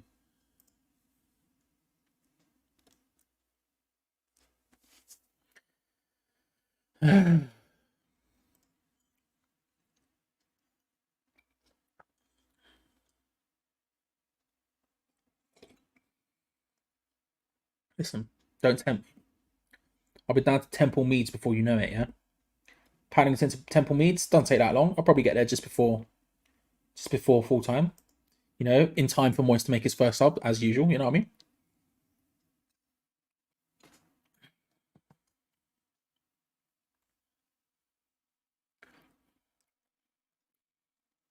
Bristol City passing the ball around. Good nip in there from James Ward-Prowse into the path of Saïd Benrahma. Slows the game down stupidly. Saïd loses out the ball, being an idiot. James Ward-Prowse wins back the ball. Nice. Lands into the path of Benrahma. Nice. Starts taking on his man. Nice. Stops. Does like 3 step-overs. Lets 2 men to swarm in on top of him. Not nice. That bit was bad, Saïd. That bit, very bad. I personally wouldn't have done that bit.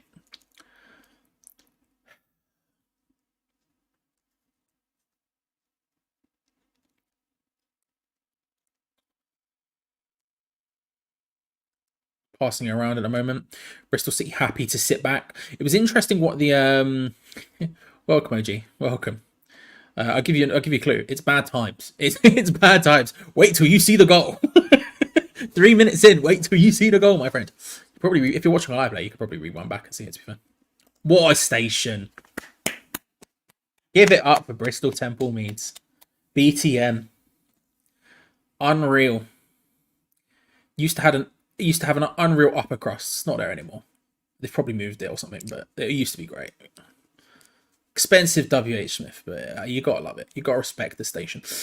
I was interested what the Bristol City guy Geo interviewed on the channel the other day said about Bristol City, about being more comfortable, you know, sat back and letting teams come onto them, and you know, struggling against the lower teams and getting better results against bigger teams. Basically, describing David Moyes. And whenever we've come against teams who do that, we're terrible.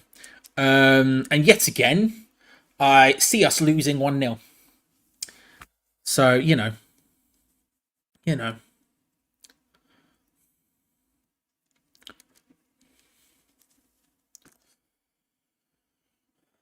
Meti loses out on that one. That's going to be ours.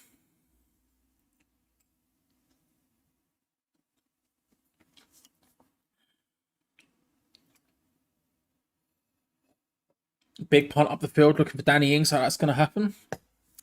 Bristol passing it around comfortably at the back. Can we get a bit further forward in the press? This is where we want to be.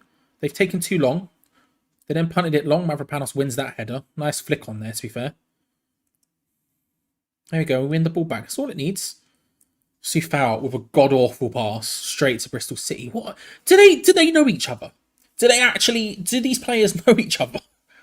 Do you know what? It's not even a Prem team or who looks like the Championship side. Which group of players look like they've met each other before? That's the vibe I'm getting off this. Because it screams that none of these players know what the hell is going on. Cornet gets it off what felt like a sort of Sufal mistouch. It's a good opportunity to pull back. Doesn't quite work out. It's going to be a corner to us, surely. Nope, it's going to be a goal kick. Okay. It's very wrong, isn't it? It really does feel... Liam Banning doing a bit of this. You'd love to see it. It's very down. It's very down.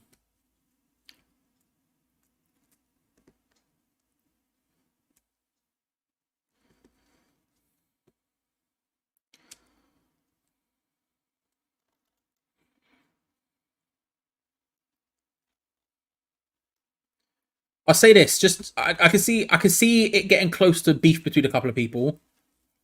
Tranquilo, don't get too personal.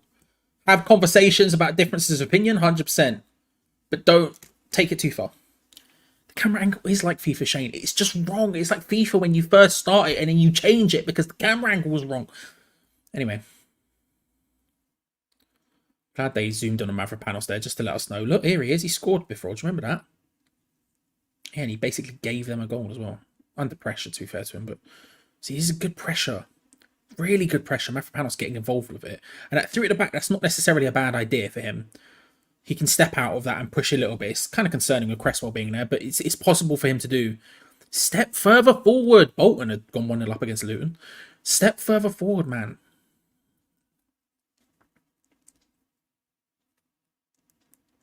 Bristol City controlling the ball in the midfield. We're sitting very, very deep. It's the 3-4-3, right?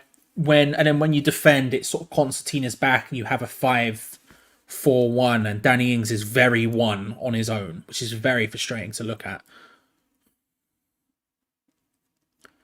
Sufal, nice tackle there from Meti. Flies forward. Give him options. Danny Ings loses the ball. Ben Rama dribbles past his man, takes it past his man, backwards, but he does it. Out wide to Mavropanos.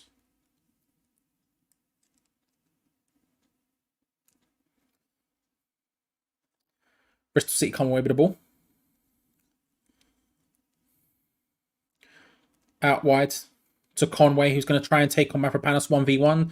Couple of step overs, lays it short. Is that deflect? Is that a corner? Is that a goal kick? Might be a goal kick. I can't tell from this angle. Ball gets played back to the centre mid, who all of a sudden opens up for him, but he takes a shot from range. That's fine. We can take those shots from range. You can have them. Not interested. You can have as many of those shots from that sort of range as you want. Outside the area, not interested. We've got so many people there. It's just, unless you're Liverpool, it's not going to happen consistently. So you can have those shots. It's a waste of time for us all, but, you know, it is what it is.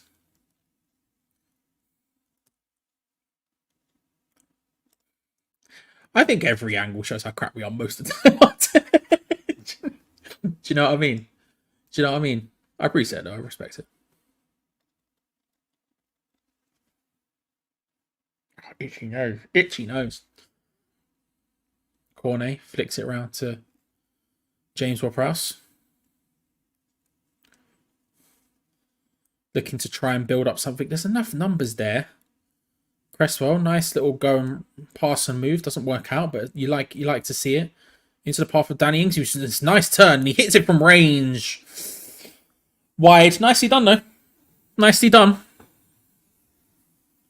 Shot from range, unlikely to go in, but a nice little twist and turn in there. Collects the ball. Spins. Little roll.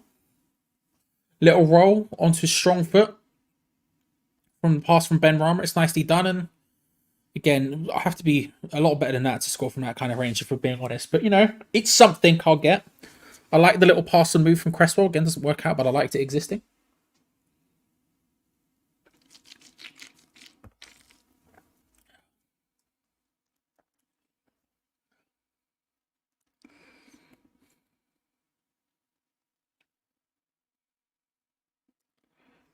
Bristol City again playing a little bit of a dangerous game, passing it around at the back, trying to lure us out, but they're not looking too competent at it. We need to be a little bit quicker on them so we can win those things. Emerson loses out on the ball there from a nice tackle. He's just ran into about 3 Bristol City players. Ball over the top. Kurt Zuma hooks it awkwardly, and thankfully Cresswell awake enough to head that back to Fabianski just to keep it calm.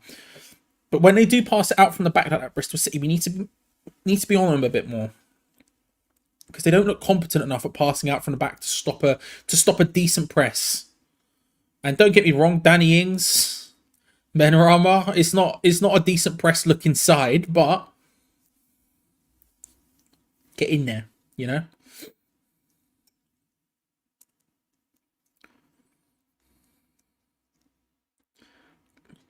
And if you had bets on Maxwell Cornet getting offside, ladies and gentlemen, it has begun. Maxwell Cornet, offside.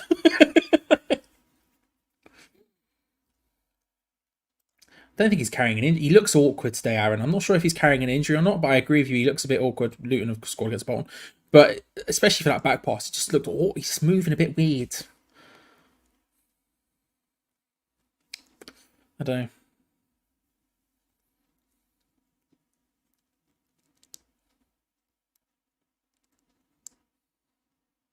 Yeah, and to be fair, Trini's saying Moyes' tactics use low block, non-high press team. All our opponents have time on the ball. They do. I think in situations like this, you can pick and choose when to press, and that's something we have been better at this year. Picking and choosing when to press. That's not a bad ball in from poor clearance from Mavropanos. It was a decent idea to try and flick it through from Bristol City. But we've been a bit better with the press, and it's times like this where I notice and I see them passing it around Bristol City from the back, from goal kicks, and they look a little bit iffy. Oh, gone. Danny Ings getting involved there with Emerson, wins a free kick somehow. We'll take that. Where I want to make sure that we take advantage of it. We see it, let's pounce on them, you know what I mean? Because there's nothing wrong starting like that. I'm fine with starting like that in every game. But when you see the weaknesses, try and get in there. Try and nip in there. And we've done better at that this season than we have most years under Moyes, to be fair. But I want to see a little bit more from us so far. We're only 20 minutes in, but I want to see a little bit more from us in that specific pressing aspect. In the entire game, I obviously want to see a hell of a lot more from us. Should be said.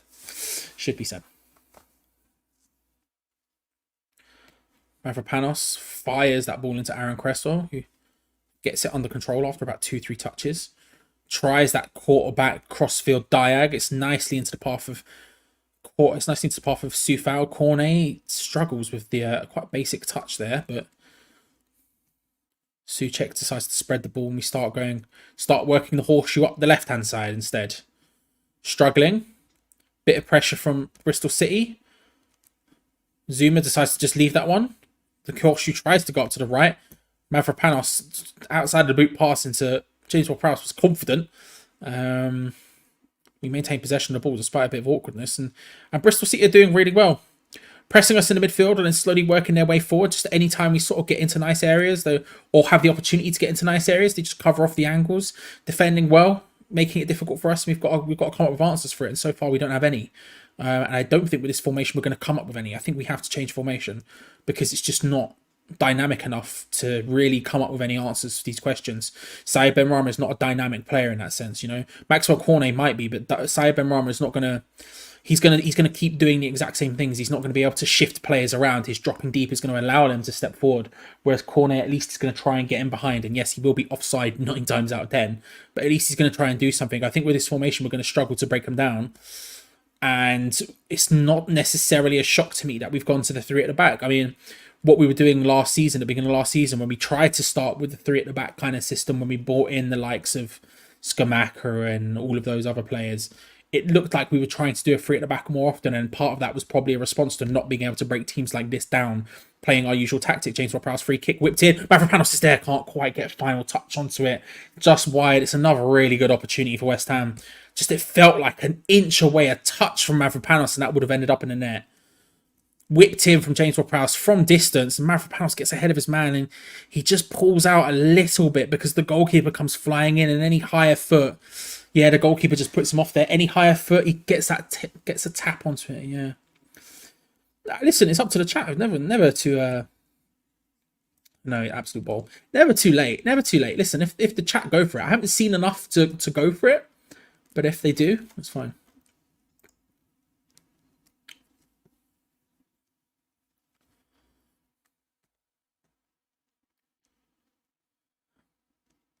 Yeah, Mav should have touched that. Dino spotted that. Yeah. Yeah, it's...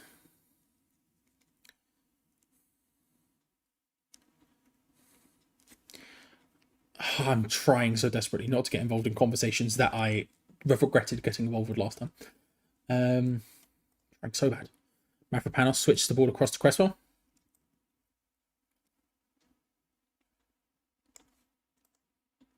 Nicely done. Good link-up play. Emerson pulls it across. Great opportunity. Cornet can't get onto it. Defending's decent, but my God. Ben Rama, nice link-up play with Emerson, who gets far forward, and the cross from Emerson's really nice. And the defender does well. He's in the way. Cornet maybe could have got there, but it is what it is. It's going to be the corner. James Ward-Prowse to take it. Same area as per usual. Ignore that. Don't worry.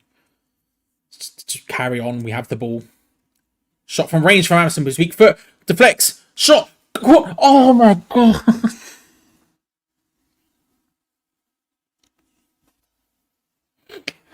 Cornet is missed. Cornet is missed. Shot from Emerson from range deflects upwards, and then I think it's Souček who tries to volley it with his weak foot. It bounces across the goal. Don't know whether that's a shot or a cross or whatever the hell he's trying to do, but the point is that it lands to Cornet in the 6-yard box. The commentator Danny Gavadon just said he'll be slightly disappointed not to hit the target. Yeah, that's one way of putting it, mate. That's one way of putting it.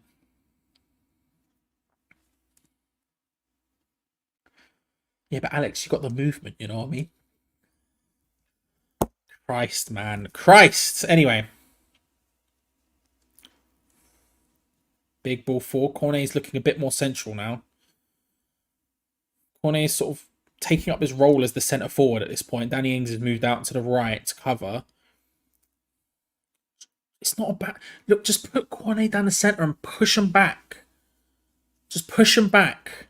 This could be the game that Cornet... Everyone finally gives up on Cornet. I can feel it now. Poor pass in there and got 80 things. No comment. No comment. Time for a belt. I tell you what, I'm going to put the poll in chat. I feel like there's been enough, not because it feels like I'm missing the 3 in quick succession, but I'm going to put the poll in chat. There we go. Poll should be in chat now.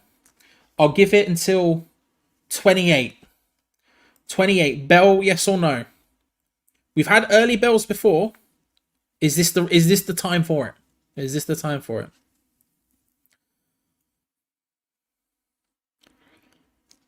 James Ward-Prowse on the ball.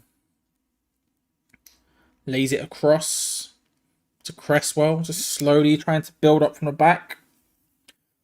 Which is a nice way of saying Bristol City are defending quite well and we have no real idea of what to do with it. Orange is not built. Orange, I wish I don't have any oranges. Otherwise, Gibster, M. Collingwood, I would heavily get involved. I would heavily get involved.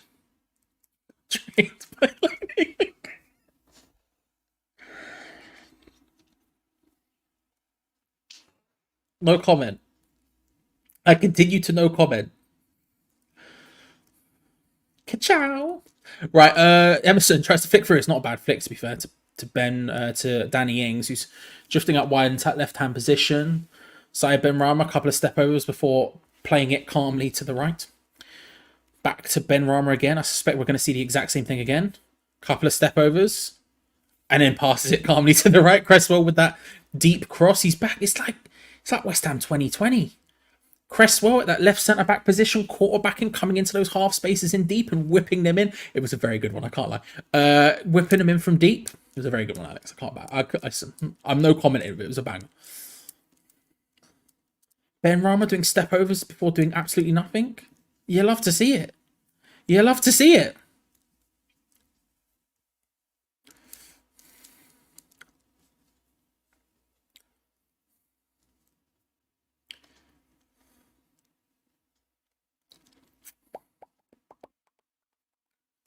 Yeah, I agree, Jack. Do you know what I mean? Let's just call it off now. No risk. Ball over the top. Sufal can't quite get it. It's going to be into strength goalkeeper's hands. Just call it off now. No risk now. You know what I mean? Let's just, because you can't risk it. IMO can't risk it. Let's end the poll. It is 28 minutes. Let's end the poll. What are we saying? 69% said yes. 30% said no.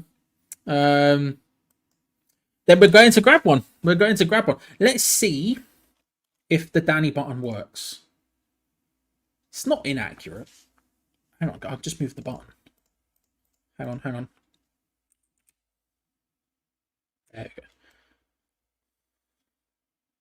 Yes, right, BRB, 1 sec. I'll be back in a second. I'll be back in a second. Hang on, let's get there.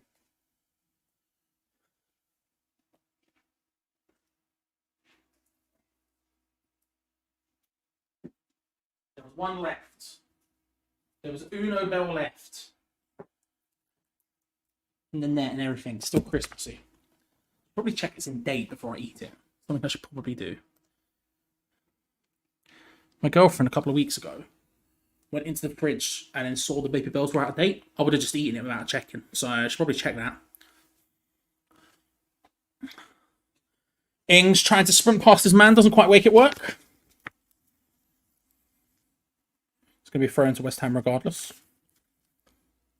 February, we're good. We're safe. We're going in. It's an early bell. Opening half an hour against Bristol City. We're going in. Long throw from Sufal. Not bad. Mavropanos, who's apparently the only player on the pitch today, gets his head onto it. Straight into the goalkeeper's hands. He can't get any sort of power in accurately. Liverpool, good to see you. Good City, IMO. Kudus is out at AFCON, so it depends how long Ghana is still in the tournament. They did lose to Cape Verde in their first game, so maybe back sooner than we think, but sometime in February regardless. And Paquetá and Bowen are both injured. We don't know how long for. Bowen, there's a suggestion he could be back for the Sheffield United game. And Paquetá potentially under the month that everyone was concerned about, but we'll see. Or at least a month, we'll see. We're in the silent snack.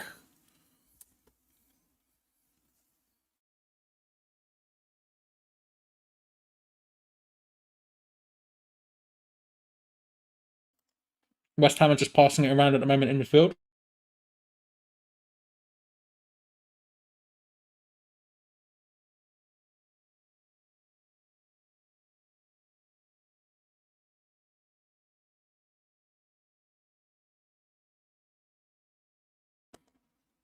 He's putting a shift into that. It's Geo, he's putting a shift in. Half hour in. Does it feel like we're going to score? Not going to lie. We've seen it a bit better. Then we've created some good opportunities. Bristol City obviously have had some as well. But we've created some good opportunities, but it just doesn't feel like we have the personnel on the pitch up front in the forward positions. It doesn't feel like we have the right formation. Mavropanos just cuts that one out for a friend. It just feels wrong on every level right now. I'd look at it and I'd be like, oh, we've got our first choice defense on, and then they score the goal they score. You know what I mean? It's a difficult position to really even begin to claim that we're doing well enough in today, unfortunately. Ball forward from Bristol City is going to get cut out by Kurt Zuma, who almost puts it. Kurt! Jesus Christ. Fabianski comes out and cuts that and just boots it. But what are we... Sorry, have all of our players decided to go on a bit of a pacatar and start betting on each other? Because what's going on here? They're all awful. They are all awful. Like, defensively, they just keep passing it into just... I don't think... I disagree. I'm not necessarily against the tactics, although I don't think they work against teams like this. The formation I don't like. I think with different players it would work, but not with this group of players. I think you have to go... I think you can keep your three at the back if you really want. That's fine, but... Go for a 3-4-1-2. Get Syed Benrahma in the 10 position behind a front two of Danny Ings and Cornet. If this is the 11 you really want to play, realistically, you want to be getting Mubama on, if we're being honest, to partner Danny Ings. But whatever, we are where we are. It's just not. We're not going to be able to. We're really going to struggle to break Bristol City down like this. To be honest with you. And listen, that's coming from someone who usually backs the tactics and backs all that. You guys know that. I know, I was more using it as an excuse to talk, Richard. I apologise. Don't worry, I hope you are, bro. Nipped back. West Ham have an opportunity to come forward. Emerson charges forward. Just go 4-2-3-1 and put Emerson at left wing. He seems to be more... I mean, I wouldn't vibe it, but, you know.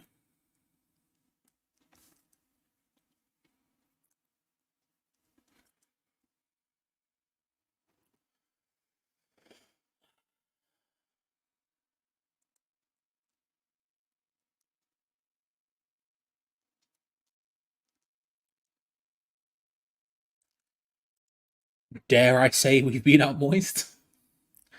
Moise ball. We have been moise balled, ladies and gentlemen. Splendors. Good to see you, sir. Almost poked my own eye out with that salute. You hate to see it. You hate to see it. In the centre of the park with James Ward-Prowse. There's just no dynamism at all. It's just so...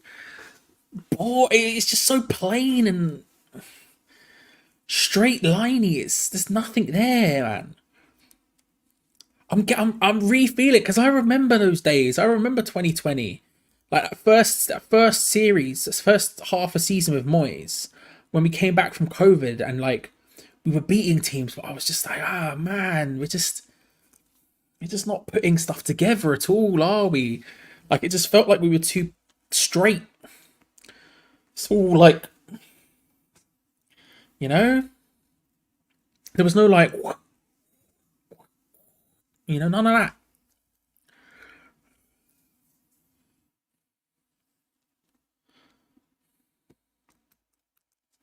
Feels like that. You could just change formation, yeah. You could just change formation to get him on. Who do we have? I'm looking at the bench. There's no one we can really put as a defensive midfielder. So you're sort of just stuck with Souček and James Ward-Prowse the entire game. In fact, yeah, we literally have no one. So if they... Okay, so in that sense... Yeah, maybe change formation. I don't know. I just clicked back onto the chat from the... Danny Ings, here it is. Okay, so... I pulled the curtain back. So I click on the other section to look at the bench because I have the bench in here, but that means I can't see the chat. So I'm like looking at the bench. I'm like, what could we do? How could we move it around? I don't know. Click on back on the chat and I see people just going, Ings. Where is it? Let me find it. Ings. Wow, Ings. Annie Dings. That. Ings. And I'm like, oh, what's he done? Look up. Cross in. Danny Ings again. Oh, oh, we've had the... How have we not scored? Oh, Downs isn't good enough for West Ham, I'll be honest with you. He might be good enough to play for West Ham under a different manager, but Downs does not suit this system in any way, shape, or form. He just was nowhere near good enough when he played for us. It's a shame to say, because I like him as a person, but he just wasn't. How did that go in again? The cross comes in from the corner, and Danny Ings is there, tries to flick it in, the goalkeeper's flapping at it, Mavropanos is there. How it's not ended up, I'll never know. I will never know.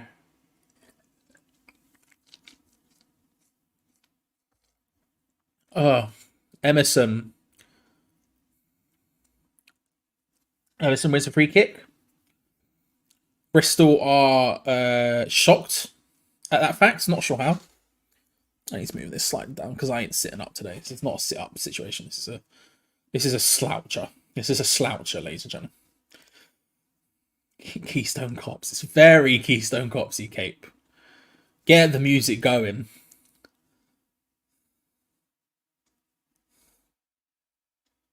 How's that not ended up in the net? Watching that replay from the corner, the scramble from Mavropanos after Ings just bounced off the goalkeeper.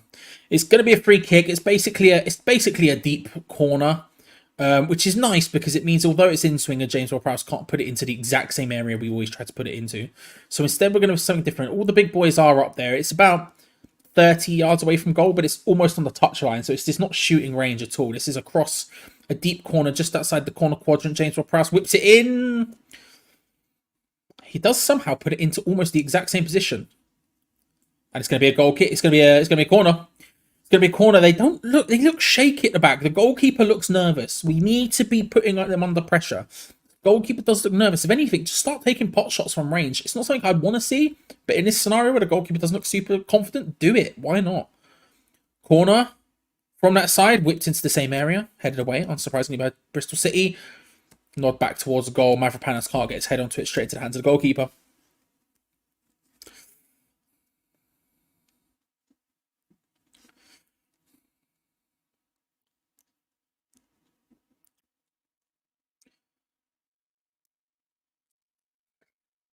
Positives, P. Positives, P, Gadsborough. Positives. I hope work's going well for you, whatever you're doing. And I hope your boss won't get annoyed at you. And if they do, just go, well, look, if anything, it's making me want to work more because I don't want to watch this. You know what I mean? You know what I mean?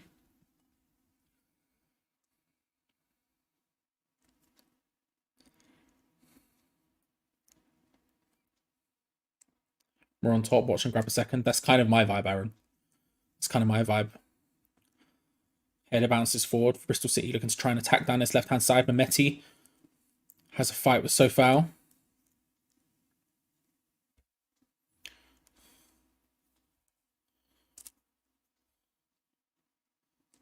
In the final third, they pass it better than we do tonight. Try something to take on Cornet, loses, but they still have the ball. Oof. Williams was looking for McCrory at the far post. Couldn't make it. It's going to be a goal kick. But yeah, there was certainly some... there was some triangles going on there that we just don't have. We're very one-dimensional in that sense. Really annoying. It's really annoying.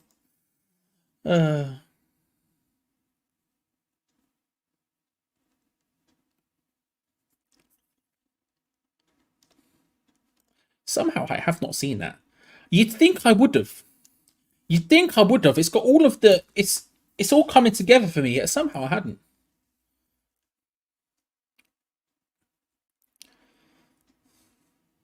Cresswell out wide. To Ben Rama. Back to James Ward-Prowse. The horseshoe once again, ladies and gentlemen. Now this time trying to work its way up the right-hand side. Bristol City say no, and so guess what? We're going left. Mavropanos cancels out the horseshoe, which is nice. Well, it ends up going back again, so ignore that. Ignore that. One thing I do like about Mavropanos is he, when we do find ourselves horseshoeing, he does tend to try and do something different. He doesn't just do the which is what we're doing, which every other player, it feels like, does. He tends to collect the ball and go, right, I'm going to try and fizz this in somewhere, which is nice. Not doing it too successfully yet today, but it's nice to exist. 42 minutes on the clock. We've had good chances to score. We've just fluffed every single one of them. And you've just not been good enough. Jesus Christ. The passing around the back is just terrifying. Bristol are not afraid to press us like we're afraid to press them. And they just come flying at you as we're passing it around, and they've already scored once from it. They almost scored again. Mavropanos looking to try and stride forward into the path of Soufal. Passing was a bit lack there, and Bristol City can come away with the ball again. Press them now! Now! Go for them! Get in there! They easily pass around us.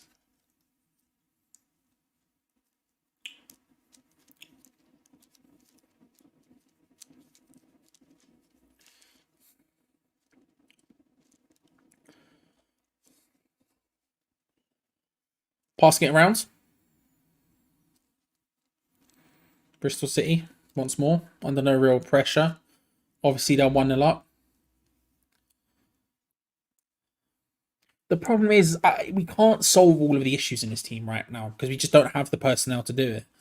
So, in my head, I'm like, half-time, Bristol City are passing it around to the back still. We're daring to...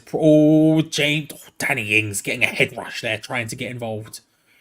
The transplant got to him. You can't solve all the issues because we don't have any other defensive midfielders. So we're always going to have the double pivots, James Ward-Prowse and Thomas Souček in this game. So at half-time, you can't solve that problem, which to a certain extent makes it slightly easier to deal with because you just go, right, well, we can't solve that problem, so let's not even bother thinking about it. Let's just concentrate on the things we can solve. Which is not... we have options. It's just... it's nothing really perfect, right? We need to...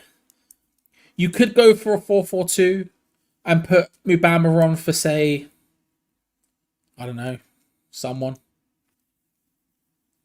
Cresswell, I guess. Cresswell, I guess. You could go for a... It's probably... 3 at the back is probably the right decision for it, but Soufal's just nowhere near dynamic enough to play right wing.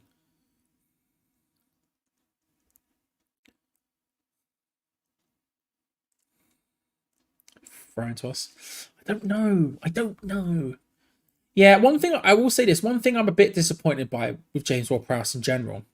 We're going to see the added time in a second. But yeah, the one thing I'm a bit disappointed by Mancuni. Because I like James Ward-Prowse and I like what he does.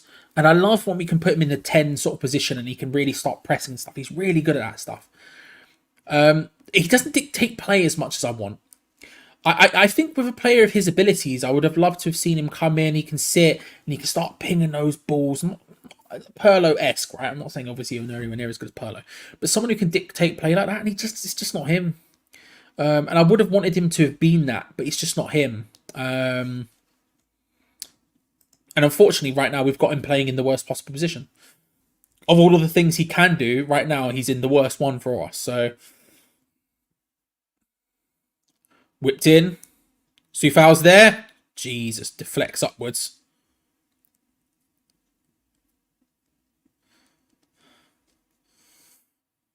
Ball gets whipped in from the side, left right hand side. Soufal's there. Just completely unaware. Just completely unaware of the player behind him. He just stands there completely still and I don't know who that is. Pring? I think it's Pring comes in flying behind him. Elbow out as there's one for the way. Yeah. Whipped in. Zuma can't quite get his head onto it. There was a moment there where James looked to shoot instead. It gets played around by Bristol City.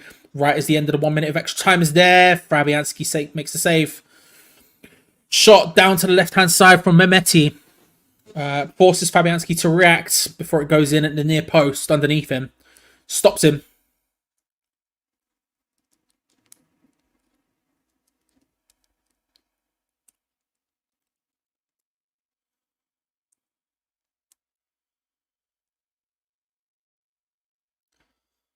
Header from McCrory straight into the hands of Fabianski from the corner. He boots it quickly, trying to get there before half-time whistle goes. 1-0. 1-0, Bristol City at half-time. I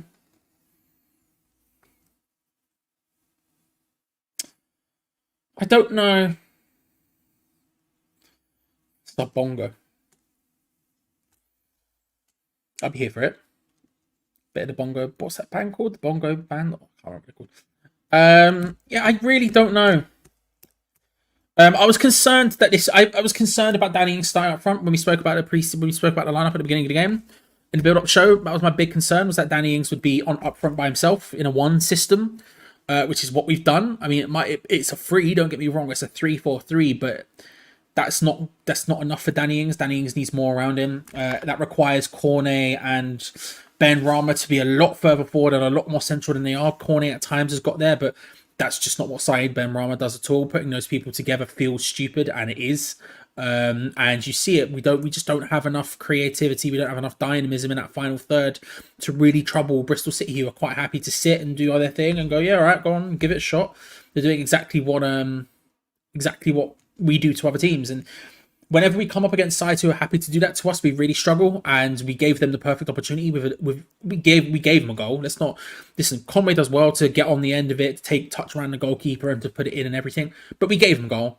And when you do that against a team who are comfortable sitting, it's pointless. You're not going to be able to do anything, Gio. It's really frustrating to watch because we just gifted it to him. Absolutely gifted it to him. I'm not very happy, Charlie. We've been shit. Pretty much every player has been crap. I mean, 1 or 2 are doing okay, but because the ones around them are doing so shit, okay is as good as they can do.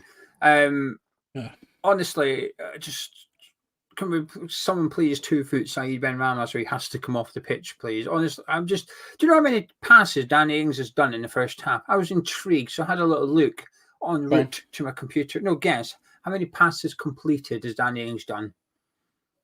5? 3. Yeah, somehow worse than I thought.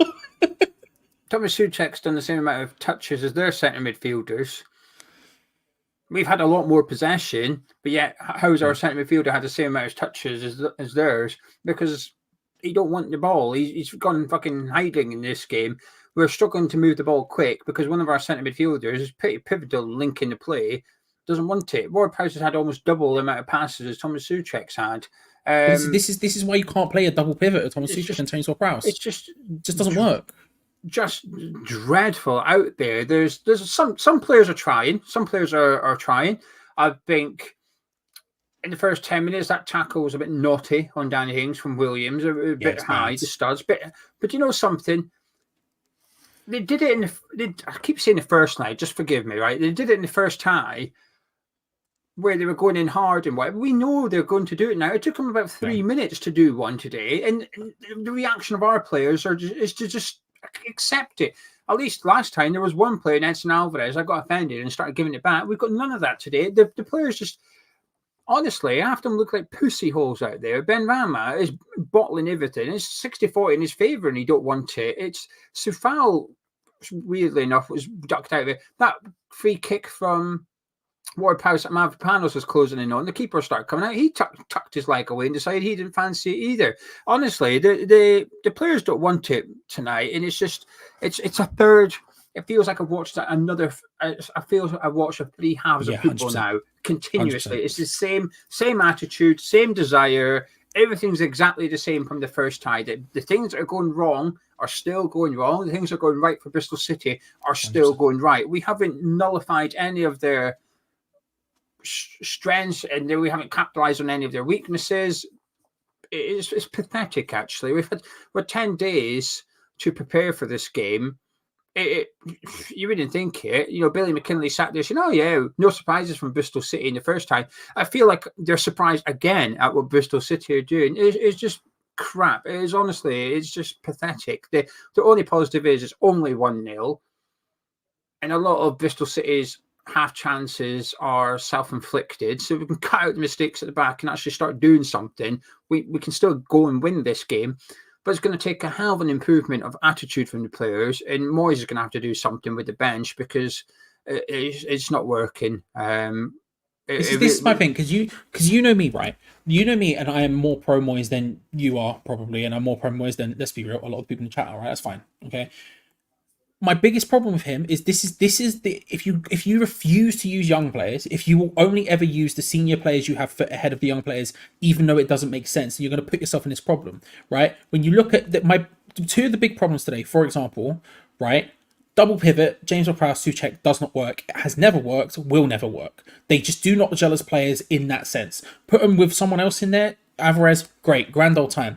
Do we have that person available? No. Do we have another person at the squad? No. So you then have to look. You have to look at the youth academy. You have to go right. Even if they don't fit in properly, it's damn better than putting them in a situation when you know they don't work. Second one, Danny Ings. Does he work up front by himself? No. Okay. So what do you do? Well, okay, we change it so it's like a 3-4-3. Okay, but then you want Cornet and Ben Rama need to be on top of him to make that work.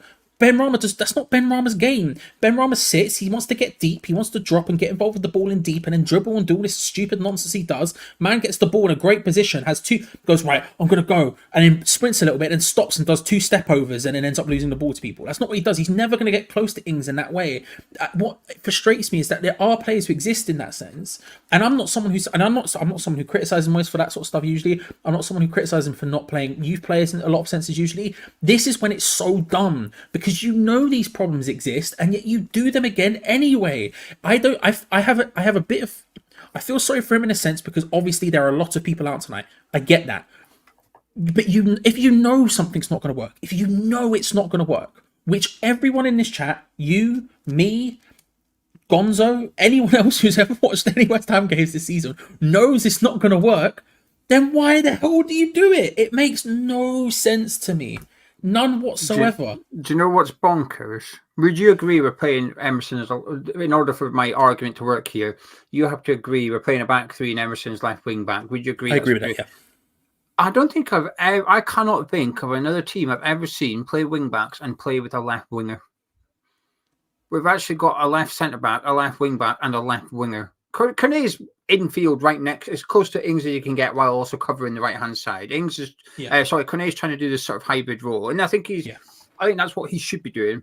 Ben Rama's on the touchline. We're actually playing a left wing back and a left winger, and we're getting the ball out there quite a lot. But because we've got 3 players there, there's lack of options because they're all overloaded the left hand side and they're just passing triangles down the left without really actually going anywhere with it. It's unnecessary. You don't need those 3 players out there. I actually think Emerson's been one of our best players. I think he's the only player. Him and Ward-Prowse are the 2 players I think have looked quite calm. They've actually got the ball. They look composed. They're just moving it. They're making it look simple. They look better than Bristol City. All of our teams should be doing that, but them 2 in particular are actually look like they're. It's like a training match for them. They're breezing through the game. The problem is those around them that aren't capable of doing that as well. Honestly, Charlie, at one point I was thinking just play Emerson centre mid for this one, because he's popping up in the middle and he's quite good with his little quick passing, and he's one player that's dribbling with the ball. And I can't believe that I'm actually thinking, can Emerson be the X factor? You know, we've often thought Bowen, Kudus, Paqueta. We need someone that's got it. Emerson's probably the man that's going to, when he cut in and had that shot with the right foot, I was thinking, please, can we have more of this? Because if he don't do it, we're in trouble here. You know, the set is, everything's frustrating me tonight. The keeper drops the ball from a corner. I mean, it was a foul from Danny Ings. He knocked it out of his hands, but we've got another corner, right? So what did we do with the next corner? We played it short. Hang on, the keeper's just dropped the ball. So you've now got him. He might be a little bit shaky. So your next thing you do is go short. And for the life, please, for the love of God, stop fucking long throws. I've never once seen a long throw work. It's half an hour into the game against a championship team, and we're reverting to tactics that Tony Pulis employed because Stoke City weren't good enough for the Premier League. So that's how they had to go about it. We're playing Bristol City, and we're trying to use the long throw in order to beat them after half an hour. It feels like we've almost decided, don't know how to beat this side, so we're going to have to just go long ball. It's Jesus Christ. We've got good players. We do have good players.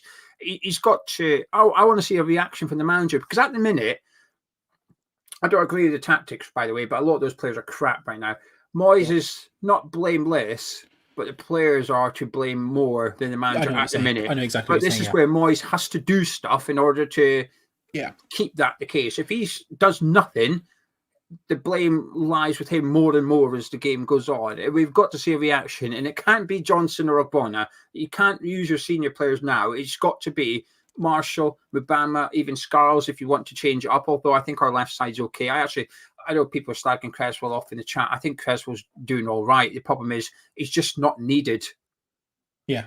He's not required tonight. We don't need a back three. So I'd like to see us go to a back four, keep Creswell there, move Emerson further up the pitch, get Ben Rama off, and bring on Marshall and Mubama. And I'd probably bring on Marshall. Charlie, you go piss. Go for your piddle. Otherwise, they'll be back for you. The reason I bring Marshall back on ahead of Mubama is because Mubama's confidence is probably lower at the minute. I'm not blaming anyone for this. Mubama's part of the senior squad. Minutes have been hard to come by. When he has got them, he's not done great.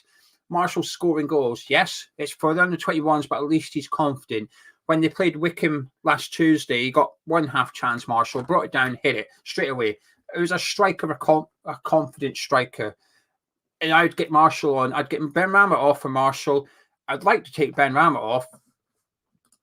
We don't have any. Where's the bench? When we click on the bench, we don't have any midfielders, do we? Honestly, I'd be tempted to put Scarles on and play Emerson centre mid or something. I know it sounds a bit drastic, but I'm at that point already. I am at drastic point.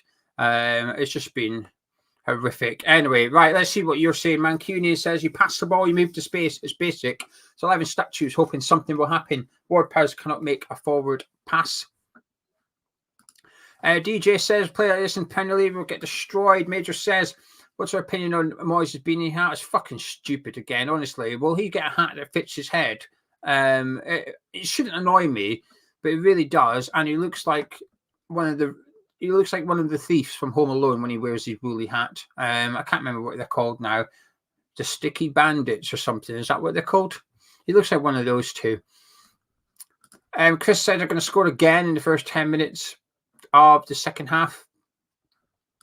Trini says, how has Ings become so slow? That through ball earlier, how do you not? I thought that as well. It was a bad pass from Cornet, to be honest with you. But when you have someone like Cornet come in the team and the ball lands to him after 90 seconds and he plays a pass of somebody who looks out of match practice, don't be surprised.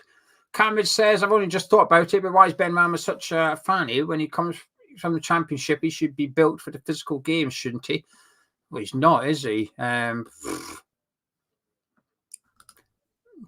Michael said Mavropanos makes similar errors. I agree with that, actually. Different ones, but I agree. Joshua says, was worried when Cornet was up top for 10 minutes and England was right wing. I don't know what that was, what they were doing. Weird game from us because we've been the better team and had the better chance of scoring. I just agree about the better chances. I think we look more comfortable, but I think they're okay with us knocking the ball about. We haven't created anything. We've not created it. I think the thing that I'll tell you what's really annoyed me twice, by the way. This has had absolutely no impact whatsoever. It's Wet Bandits. Thank you, Wayne and Fraser. Well, he looks like one of those two with his stupid flipping beanie on. Ruben says, I look shagged, not in the good way. Yes, it is West Ham. I don't sleep. I don't know why. I don't sleep. Up late, up early. It's a bad combination, but I'm trying to change it. This isn't going to help, is it? Anyway, right, there you go. The Wet Bandits. I was waiting to say something. I'll tell you what's really annoying me, by the way. This has got absolutely nothing to do with it. It's almost me trying to distract myself from West Ham's performance for a minute.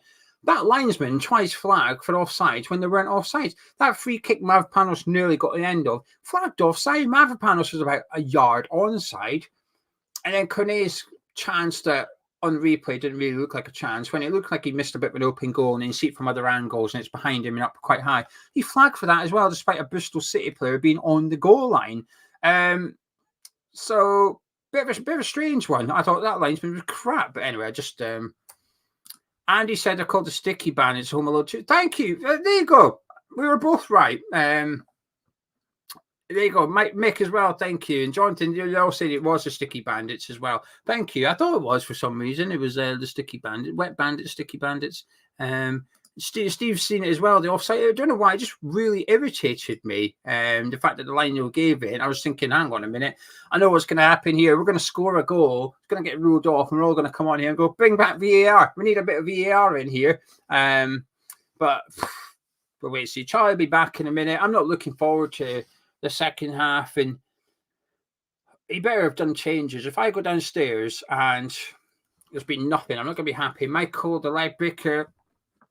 to be fair, I thought it looked like a good challenge at first to me. I thought it was just a really hard, firm challenge. Upon replay, you see the studs are high, and it is a nasty one on Danny Ings. But where's the reaction from our players, though? They just accepted it.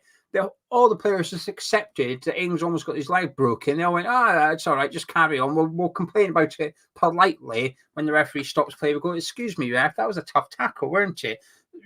Lack of reaction. We need a bit of spice from our team. Otherwise, we ain't getting back into this. We need some. I agree. Honestly, I agree. Second half about to kick off, Geo. So I hope Moyes got all the players to get their testicles out at half time and got little G clamps that you got in tech at school. Just hurt them all. Just got them all really angry. And said, go take it out. So anyway, I'm going to disappear, Charlie. I'll be back at full time. I shall see you then. If you want more people speaking actual sense, Gio will be back at full time. I am here for the rest of the half as West Ham United have kicked off. It's 1-0 to Bristol City in the FA Cup 4th round. West Ham United, Bristol City, back underway. Come on, you Irons. Deploy the boys. 45 minutes to prevent a cup upset. And I don't see any changes. I'm not gonna lie. I don't see any subs yet. So he better have got the clamp out early in the second half or at half time, because without it, nothing's going to have changed. They go to take the goal kick short. Bristol City goes pings forward. I'm seeing if there's any. I don't think there's been enough. There's not enough bells. There's no more. There's no more bells. We've already eaten them all, so there's no more bells at all. Unfortunately, we are bellless. We have to believe in the gods with this one. That's all we've got. Bristol City passing it around. Maxwell Cornet trying to get forward. I haven't seen any subs, and I don't think there's been any. There's been nothing on the screen to indicate them. We've got teams rolling across the bottom of the screen at the moment. Haven't seen any yet for Bristol or West Ham. Let's change that one. Sufal, Suchek. Yeah, there's been no subs, so not surprising. But listen, get some in there. Yeah, I only had one. I haven't been shot. I've got nothing to eat for dinner either, which is another problem we have. Still, run to the shops. Yeah, I should turkey, to be honest with you. I should. Battling forward, Bristol City trying to find something. Conway goes out to the side, and it's a head injury, so he's gone down. I don't know who it is who's gone down. It's James Ward-Prowse who's gone down. I mean, he seems to be.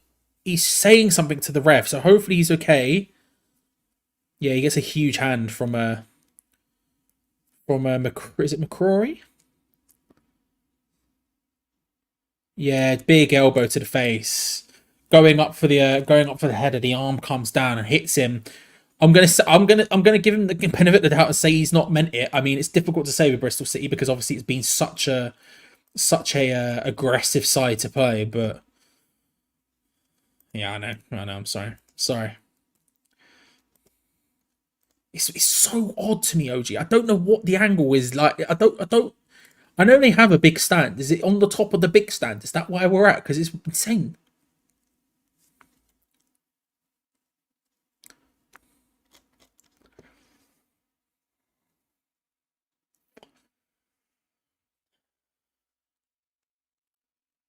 Free kick pinged forward, and Bristol City tries to work their way in. James Ward-Prowse, who has stayed on, just tries to clear it emphatically, and he does. Cornet, lackadaisically. Looking for the through ball. Bristol City not going to work out. Mavropanos passing it back to the goalkeeper. Fabianski. That's terrifying. That's the sort of mad moves I would expect Areola to do. Tell you what. Thank you very much. Oh, it's all kicking off. There was an initial reaction from Bristol City because they thought that Emerson's foul when he slid in was bad, and then one of their players went flying in on Said Benrahma harshly. And Said Benrahma, as he's down on the floor, his legs are in the air. I'm not quite certain because the camera angle's so flipping far away. It's like being at the London Stadium. But one of their players goes flying down. Now, he seems to be getting back up fine, but Benrahma is still down on the floor. The referee has his yellow card out at least. Let's see what the initial thing is. Emerson is trying to claim as a foul. I don't think it's that bad, especially from them. Oh, Ben Rama, he does kick out. I tell you what, Ben Rama is lucky. He's lucky. The initial one from Bristol City, I'm not going to lie. Emerson, that's not a foul to me. It's the sort of nonsense Bristol City have been doing the entire time. That's not a foul. The follow-up against Ben Rama, I think, is a foul. And Saeed Ben Rama does go to kick him. I'm not going to lie. Benny isn't... There are a few players on this pitch for both sides now, both Bristol City and us, who are lucky that VAR doesn't exist. Because if the referee had seen that, that would have been a red card for Ben Rama. He 100% kicked out at him. 100% did it out of frustration. And I'd be angry too. The guy came flying in on him and tried to tackle him as well in a really bad way. I would be angry too, but he's definitely kicked out in anger there. James is trying to hype up the crowd to shout off, which they are doing. It's going to be a yellow card to someone. I don't know who. Listen, the foul against Ben Rama was 100% a foul, and it was rough, and he was pissed off about it, and he kicked out. Oh, red cards come out. Ben Rama's gone. Ben Rama's off. Someone saw it because he's gone. We're down to 10.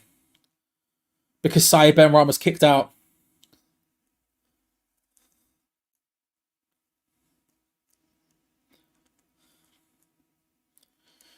This game's done. But Bristol City, Danny Gabardon's talking about it now. Bristol City have been going in on us the entire time for the 90 minutes for the See, that challenge is definitely a foul on Ben Rama, but Ben Rama he has no excuse for kicking out. He has no excuse for kicking out like that. None whatsoever. As much as that is 100% a foul, and it was. The tackle on Ben Rama was 100% a foul, and it was a bad foul. The tackle before, the Emerson one, not a foul. That second one was a foul. You have no excuse for kicking out like that. None.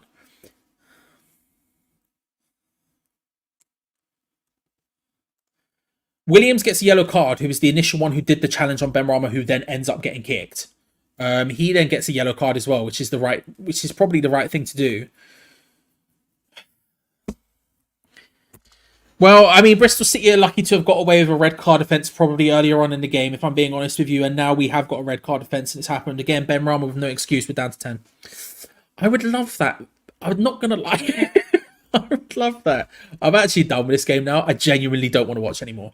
Now I'm here for just getting as many red cards as possible and being disqualified from the competition. Screw it. Let's just start hacking them down. I'm done with this game. This is when, if I'm playing FIFA against my mate and I'm in this kind of mood, this is when I just start slide tackling people. No fair, no whatever. Just get rid of them. I'm done with it now.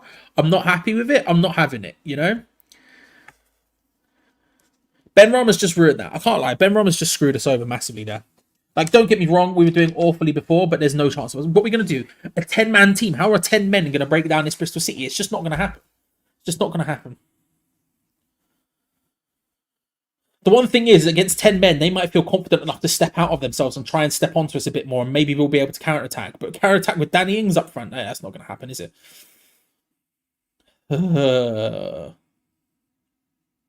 More than we have, Wobbly. More than we need. More than we need. Oh. Stupid. I wish I was playing Forza. I didn't see you said it. I saw the word Forza in there. I wish I was playing Forza. A bit of Forza Horizon, that wouldn't go amiss right now. I wouldn't go amiss right now.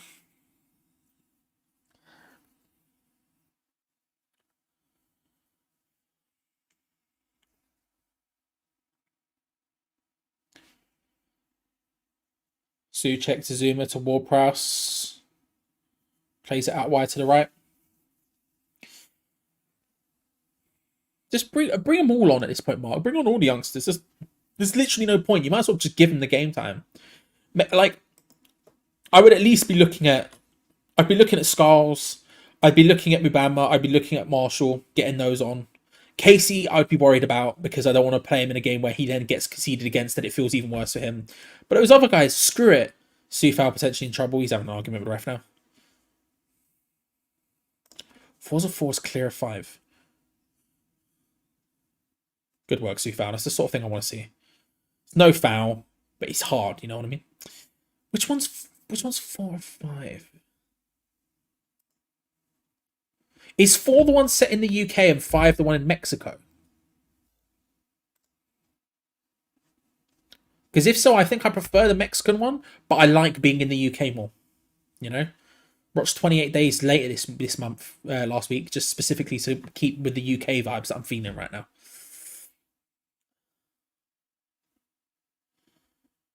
That's a great shout. I did not think about that.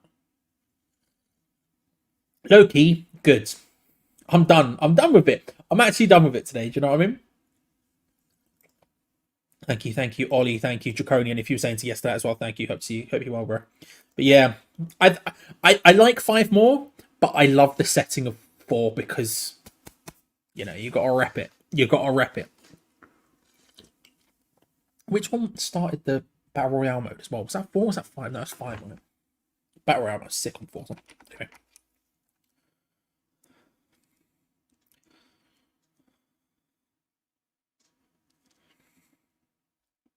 Bristol City passing around.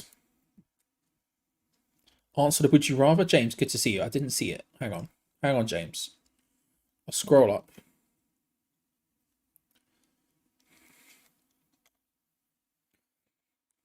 I'll scroll up. I'm still scrolling. Did you ask it, James? Oh, there it is. Would you rather? I'll click on it and read it out loud without checking. Why not? Would you rather only eat the food you hate or eat the food you like, but with every bite you have a hair in the mouth feeling? Ooh.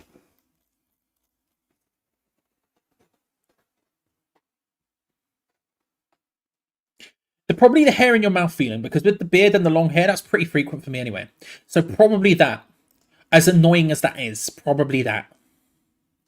I'd just go full cat. Hairballs and a lot. Why not at this point? Because the food I hate, you know? Mayonnaise? Ugh. You know? Did you like an rumble? I'm glad you asked, Just Yank. I don't know if Steve's in here, but SCW, the wrestling channel, Steve, who is a West Ham fan who runs that channel, he asked me to be in his video that he's putting up later this evening. Bristol City Go for the Cross goes over the top of everyone. There's a video going up on his channel later on today, which has a bunch of, I don't know if he got 30. I know the aim was to get 30 YouTube channels to give their predictions for the Rumble, and I am in there. So check out SCW, the wrestling channel, because I'll be on there talking about the Rumble. I think the video's going up literally about 10 o'clock tonight. I'm not sure. I think it's 10 o'clock tonight, so have a look.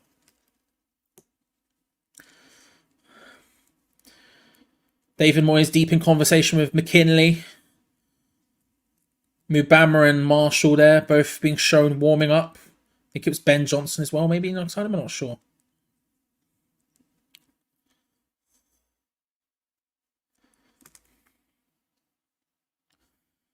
Big ball over the top. That's offside for Bristol City.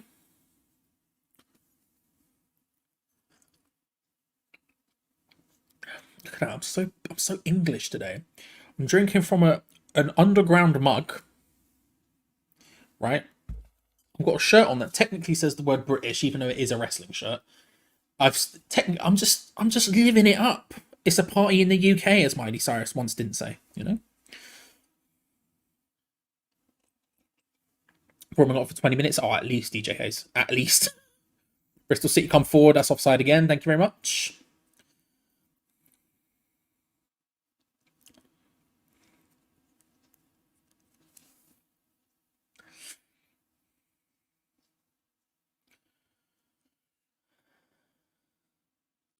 James Ward-Prowse pinging it around.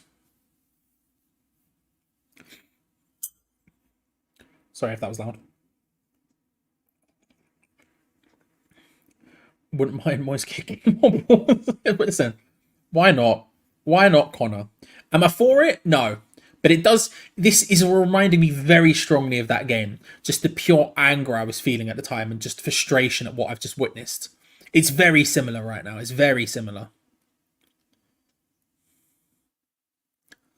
Played out wide to Sufal, wide in the corner quadrant on the right. Whips it into a decent position, and Danny Ings couldn't get there in time, but the Bristol City defender panics a little bit and heads it behind. It's going to be a corner.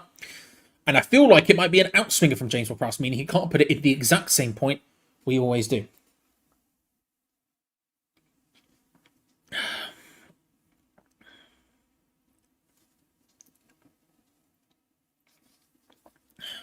Viner just ends up headering it away.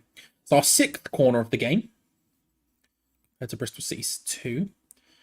James Ward-Prowse to whip it in. Outswinger. Souček gets a head onto it, but it deflects straight off a Bristol City player. Back out wide. James Ward-Prowse just looking for that outside the boot cross from early. Emerson hooks it back towards the box. Can't make it happen.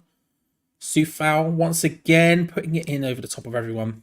Doesn't quite work for Kurt Zuma, who was, if I'm honest, bounced away a bit easy there, but yeah.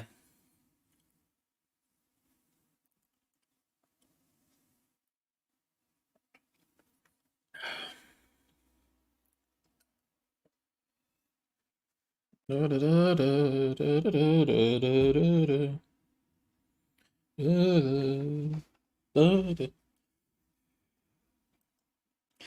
know what you're talking about. Don't know what you're talking about.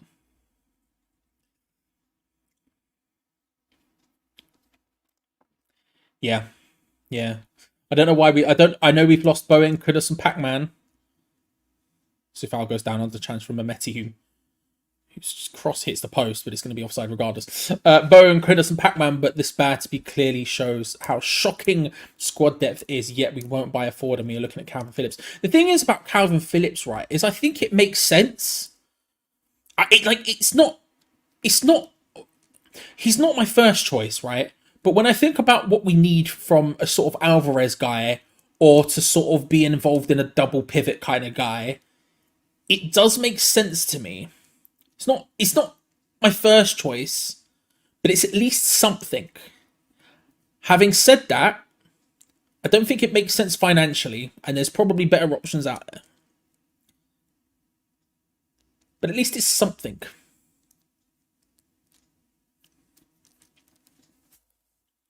Andromeda G asks, can you recommend a good football team for a first-time football viewer? Bristol City at the moment. they seem quite good. They've taken off their goal scorer. They don't give a crap anymore, do they? Bristol City. Who else is a fun Dortmund. There you go. Borussia Dortmund. They're vibey. They've signed players. They're having a bit of a fun time over there. There you go. Enjoy that one, Andromeda. Enjoy that one, Andromeda.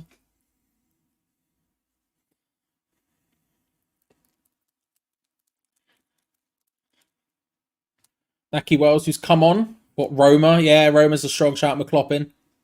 Roma's a strong shout. Love a bit of Roma. Great kit. Excellent kit. Bloody hell. CD, I do not... First of all, good to see you, sir. Secondly, no. You're good. You're good. I mean, it's flipping cold, but no. You know what I mean?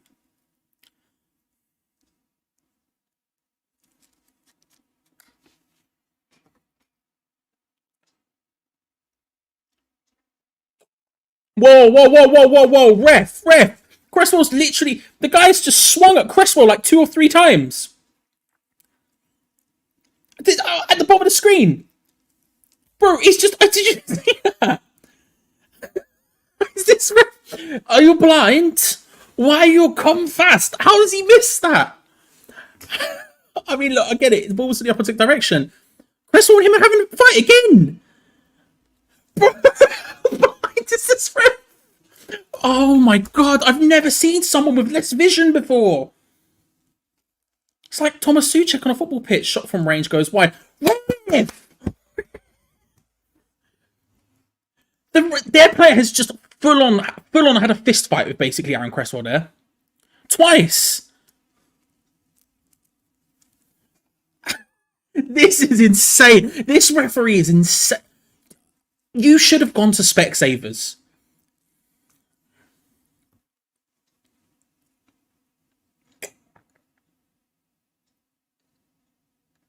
You can see it again.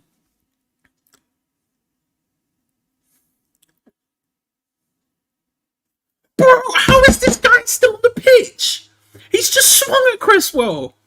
I have never watched... Oh my god, don't support Bristol City, Andromeda. I've changed my mind. They're a bunch of fucking pussies.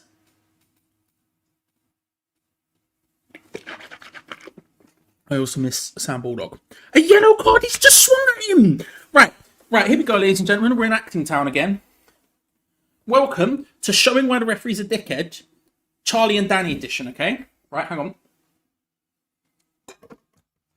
Danny is Aaron Cresswell, alright? Now, They're having a bit of a scrap, okay? This happens, okay? Their player then swings round and does this. And the referee goes, no. And it gives him a yellow. Just to be clear, he's on the floor. He's on the floor. I don't know what else. I don't know what else to do. I don't know what else to say. What can you do? He's on the floor. Now, to be clear, Danny was on the floor in this representation. Cresswell didn't go on the floor, but it's actually a joke. It's actually a joke at this point. Like, please, America, explain. I'm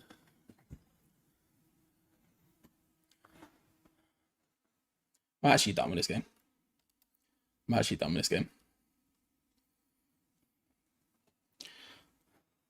Zima goes for a swing from wide, never happening. Thank you, Steve. Wonderful. It's very kind of you to say.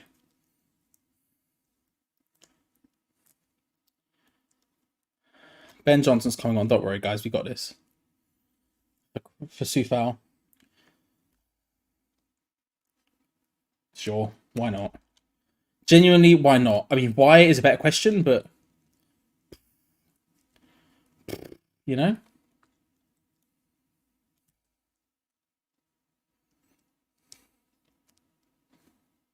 What else are you going to have?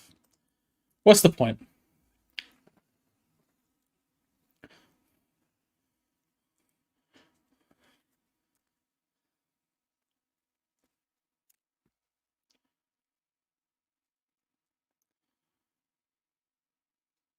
Cresswell pumps it clear. So Johnson came on for Sufal in the midst of all that, which is a straight swap. So that's going to change things. Whipped in! Oh my God. Someone almost scored. Who was that? Thomas Tuchel, of course it was. Ball got... It was a hell of a whip in. It was Emerson pings it into Cornet. It's a heavy touch from him, but he gets it there and he's whipped it into the box, and Thomas Souček is there arriving and he gets a foot onto it and forces a good save from the goalkeeper, to be fair. Fair. Thank you, Steve. Thank you, Steve Andrew. Thank you. Appreciate it. Whipped in from the corner, punched away. That was a bit better of a corner. It wasn't in the exact same position it always is. Cresswell tries to nip it away. Can't make it work. All the way back to Ben Johnson. Making it. Passing the balls. Pirlo-esque Ben Johnson. David Beckham a la PSG, where he was just, you know. Christopher, thank you very much. It's very kind of you. You don't have to whatsoever, because Charlie has to stay. We can leave. Yeah. Thank you, though. It's very kind of you. You didn't have to at all. To be honest, at this point, I'm just sort of done. Just sort of done. But it helps out us. It helps all of us out massively, including Geo Gonzo, of course. So thank you, bro. Massively appreciate it. Cresswell. Across to Zuma.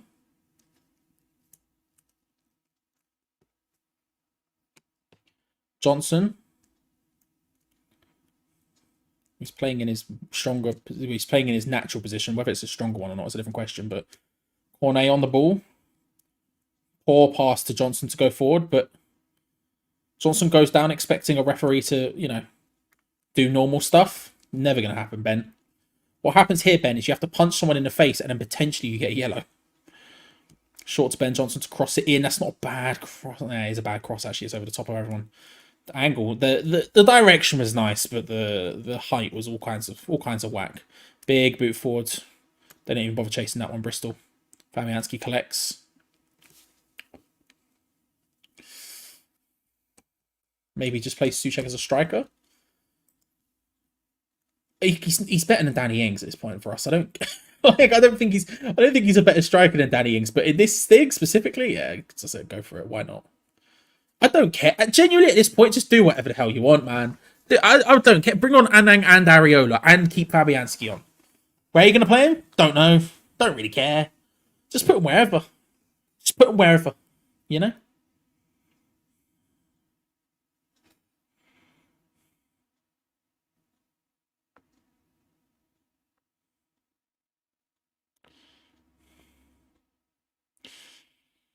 Oh.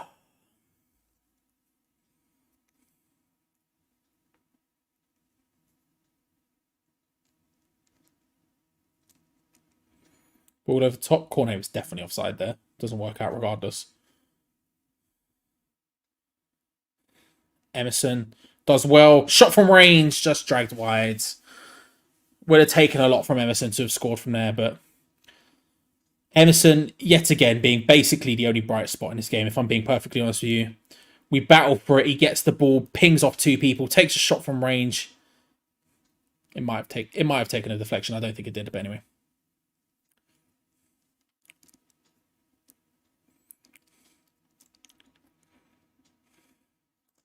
Always a positive. Ronda and Tony coming through with big positivity vibe. I think he's only been offside once in this game, potentially. Naki Wells hits it, Fabianski palms it away. They just passed it straight through us. They just passed it straight through us. I genuinely forgot until this moment that Ben Rama got sent off as well. It's a really good pass. It's a really good run. It's a good pass. I should have said it that way around, sorry.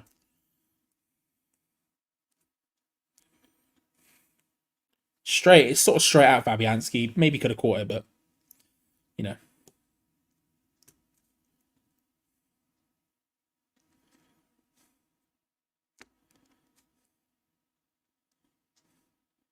Bristol City screaming for handball. Cornet freaks out and passes it to Ben Johnson. He just hospital passes it to Ben Johnson, who does well to not give the ball away in a deep area there. Cornet being incredibly dumb.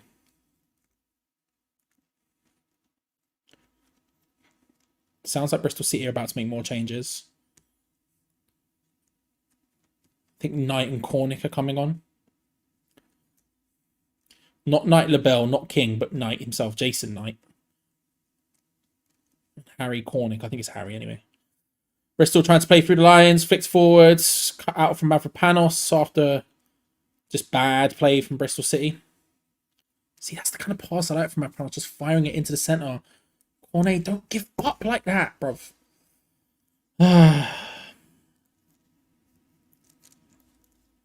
I'll say this. And maybe until I stopped, it's because I'm just in a really bad mood. It's more than argy-bargy. It's just straight up GBH. But, you know, can't cope with a championship team. Agree with you. Argy-bargy, nah, that's GBH. That's GBH. That's at least 6 months in prison. Or at least a bit of probation. Danny Ings almost falls over, but he gets the touch on the ball. It's going to be a corner regardless. Yeah, I'm alright, man. How are you? You good? You vibing? I'm alright. Just hungry. I'm hungry. I'm tired. I can't be arsed. You know?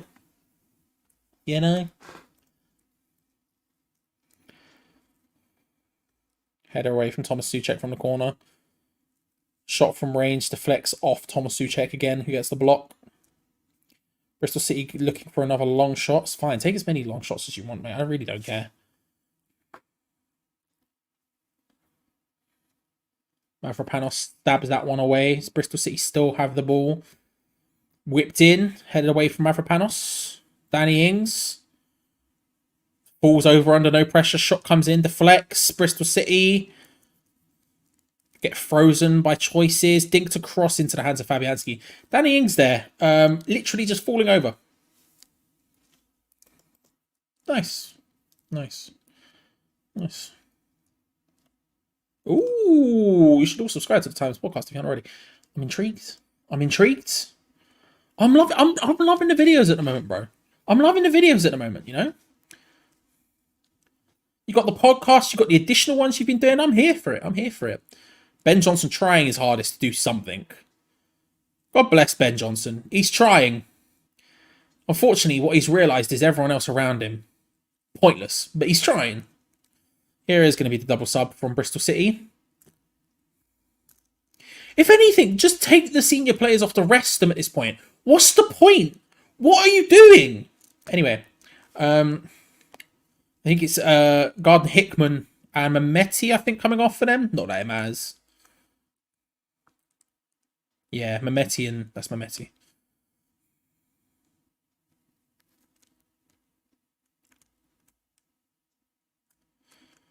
So Garden Hickman coming off, Jason Knight coming on.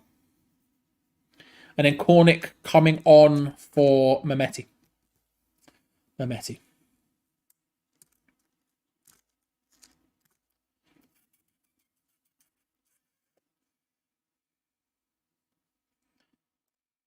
You're probably not wrong, Suburban.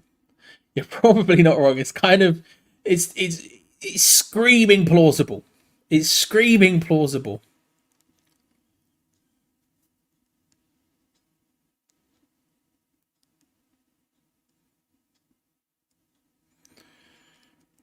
It's not a bad ball into Naki Wells, but he couldn't turn and flick it forwards.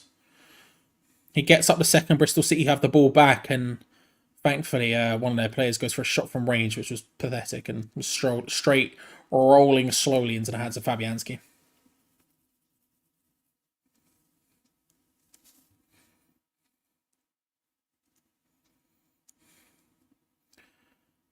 Trying to pass the ball around at the moment, going very badly for us. It feels really awkward. Ben Johnson just decides to clear it out of that section. He doesn't do it successfully, but it was the right thing to do.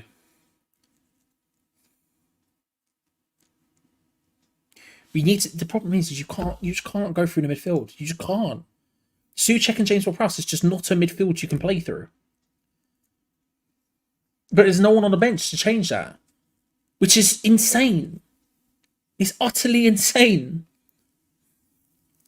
Because right now we're passing it around, and every time you have Cornet who's charging forward, so he's not involved in that passing sequence because you're playing a three at the back. So you're asking a bunch of centre backs and a fullback, be it in this case on the right hand side, it'd be Ben Johnson, and then what, Thomas Souček and or James Ward-Prowse to find their passing way out of that problem. It's never going to happen. It's literally never going to happen. So what do you end up doing? Well, you end up passing it around a bit and then just punting it along and then losing possession of the ball again. It's not complex. It's not difficult to figure out. And at this point, you can't say anything apart from it's just an acceptance of that being the case. I say it before, I say it again. Like, I'm more pro Moyes than most people are, right? I am. There's nothing here. There's absolutely nothing. Has he? Danny Ings, go on. Oh no, he's a foul. Don't know how it's a foul, but it is. He touched the goalkeeper. That's why it's a foul. It's just the way these things go. Danny Ings sarcastically putting his thumb up at the referee. To be fair, the referee's being shit. Look, the thing is, right? I'm more pro Moyes than other people, right? Like when the Moyes out stuff and all that's happening, it's just not for me, right?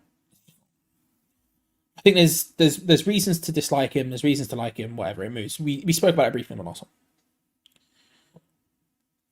Has he been done over hardly today because of the amount of people who are out injured? Yes. Yes, he has. And I think to what Geo was saying is correct to an extent of the idea of it being difficult. At the first half, you almost can give him a pass because the players have been so bad that it's like, right. After that, everything that comes after is onto him. Has he been done over again because Ben Rama decided to kick a man for... Yes. This whole... You should have made these... Like, apparently some subs are going to come on in a minute.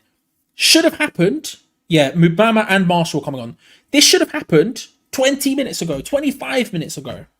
The fact this is happening now in the 79th minute, it's stupid. It's completely and utterly stupid. You have to change the formation, first of all.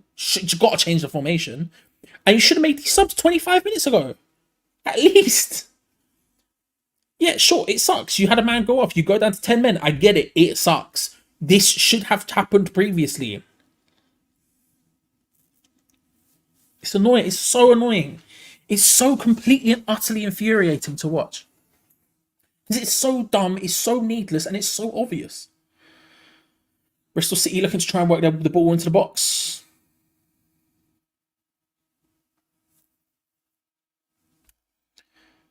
Pull back. Fucking close to 2-0, I'll tell you that much. Really close to 2-0. Naki Wells almost managed to convert. Ball gets played quickly down the right-hand side. Pull back from the touchline. Something we are always... He's offside, but it doesn't really make a difference. Pull back and Naki Wells can't convert. He was probably a bit too far the near post to really be able to convert that. It's not a bad chance, though. Here is the double sub. Right, who's coming off? It seems to be Aaron Cresswell and Danny Ings, so we are changing formation. Honestly, the correct thing to do. I'll say this. Might be the last thing I get to say about Danny Ings in a watch-along, I hope. I'll say this. His transplant's done wonders for him. Let's be real. Let's be real.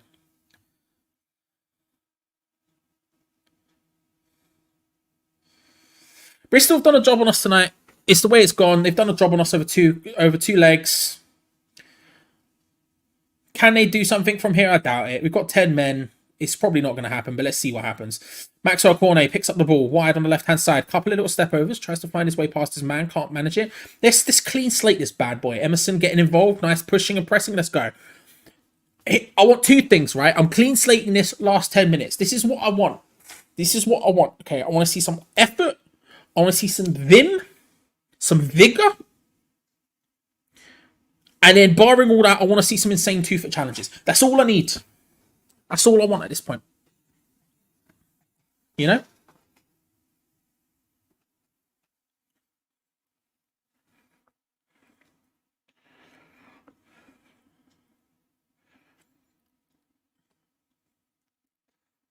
Throw to West Ham. On the left-hand side, Emerson comes across to take it. Trying to figure out what the formation is. You'd probably just go for a... I don't know. I don't even know. A 4-2-3 maybe?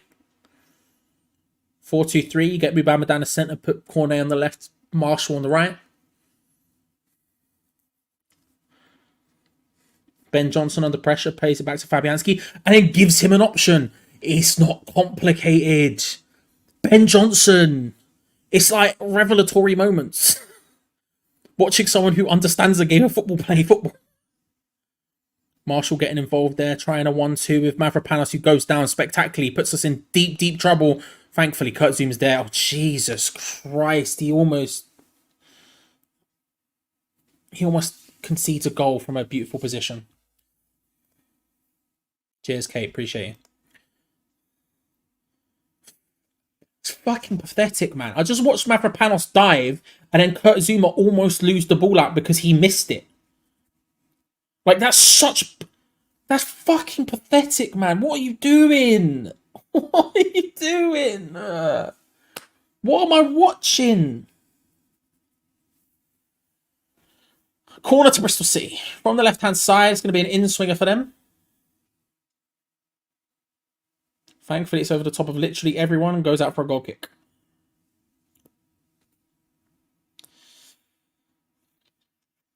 Fabianski takes it quickly.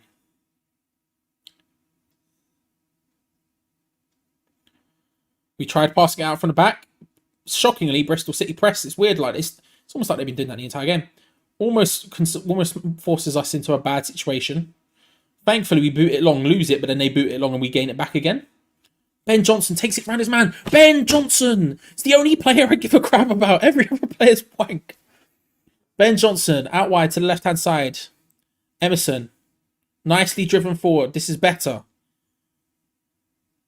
Taken down, free kick to West Ham, about 40 yards away from goal. Midfield's pointless. I'm done. Midfield's so 2014. Do you know what I mean? That's so Spain winning the World Cup. No more midfields. I want defense. I want attack. Anything in between. You know, take off James Ward-Prowse, take off Souček, bring on some strikers, bring on some defenders. Let's cut that out. Let's just get through it. Let's just get to it, you know? Let's run off this football lock. Midfielders sounds a bit tiki-taka to me. James Ward-Prowse to take the free kick. Like I say, it's too far away from goal to take a shot. I mean, he could just go for it if he really wanted to. Why not? But no, he takes it short, lays it to Emerson, looking for a cross from a better angle. Zuma tried to attack it, doesn't quite make it work. Ben Johnson collects it on the far side, looks to take on his man. Wins a throw-in. We'll take that. We'll take that. Exactly. Thank you. M. Collingwood knows. We tested this on the Patreon. That's a great ball in with Bama almost there. They dive and header in. It's almost like you bring on an actual striker and you can attack. Yeah, but M. Collingwood knows, man. We tested this on the Patreon. You get rid of the midfield. Don't need it. 5-5 formation. It works. Grimsby got, bruv. Grimsby got.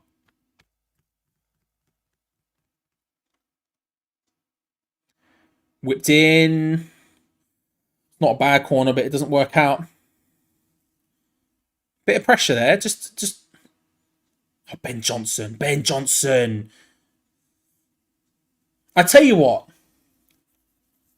Bringing him on was a bit pointless, but he's done okay since he's come on. He's done okay. Long ball. That's got to be offside from Cornet, surely. No, somehow no. Okay. Mubama lays it out wide. Was looking for Marshall. Couldn't quite make it work, and it's going to be a goal kick. Somehow that wasn't offside. I don't know how it wasn't, but it felt it.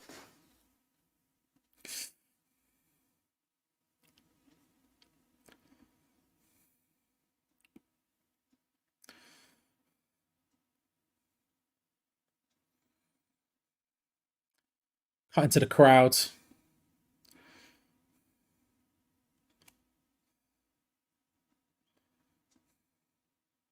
Just looking sad. Taking their time, Bristol City. That kind of shithousery I don't mind. That kind of shithousery I can deal with. The kind of shithousery where you punch Aaron Cresswell in the head and then you get a yellow card for it. Maybe not. But that kind of shithousery I can get on board with.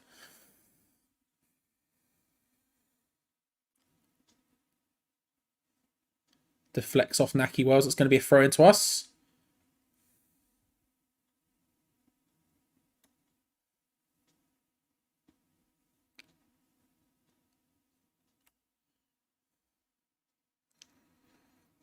Big boot forward. Goes nowhere. Zuma gets the control.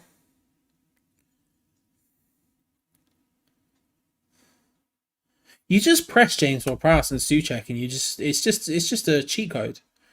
It's just a complete cheat code. Souček is running around right now trying to find space for those long balls because that's all we've got right now. But you just press those two men when they're deep. James Ward-Prowse can't. He's not creative. It's just not him anyway. And Souček is just. We all know he can't pass. So big hoof up field. Cornet goes down. Gets told to get up. Don't know why he bothered going down.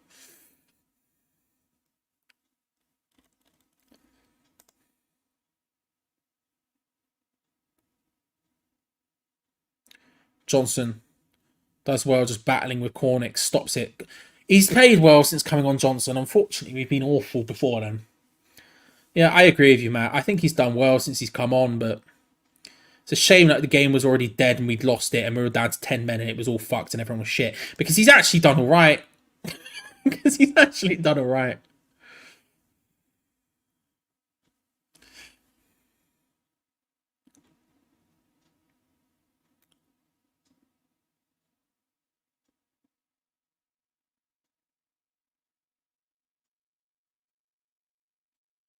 Obama chasing it down. They decide to cut to a close-up of Cameron Pring for some reason. Thanks, director. That's real useful stuff. I'm really glad during the middle of build-up play when we were trying to press them that you decided to cut to a close-up. Like this was Sky Sports player Cameron from 2002. Played forward. Bristol City down the right-hand side.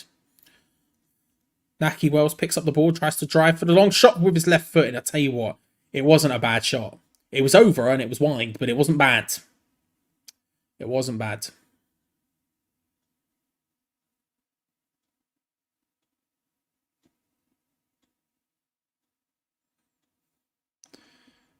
Again, there's just no one in that midfield. If this game has highlighted anything, It's that we're shit. Anyway, we move. It's we desperately you cannot play Souček and James Ward-Prowse in that position together. You just can't. Naki Wells picked up the ball in an area you would want a midfielder to be. And then ran into the area you would want a midfielder to be. And then, nothing more.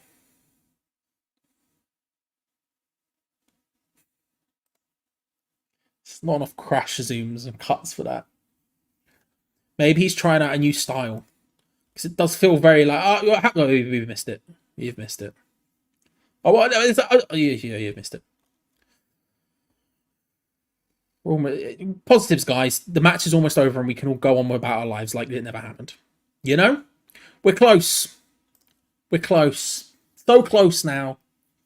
Just stoppage time to go. And stoppage time plus 15 seconds.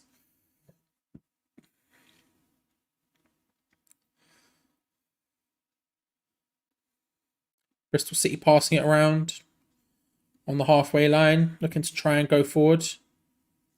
4 minutes shown on the board. The board apparently doesn't show the time in the proper way, so they just put like it's sub, like 0 was coming off and 4 was coming on. Seems insane, but there we go. That's where we're at. 4 minutes of stoppage time to play. About 3.5 minutes to go. Go on, Cornet. Chase him down. Don't stop now. Keep going. Go, go, go. I know you're tired, but...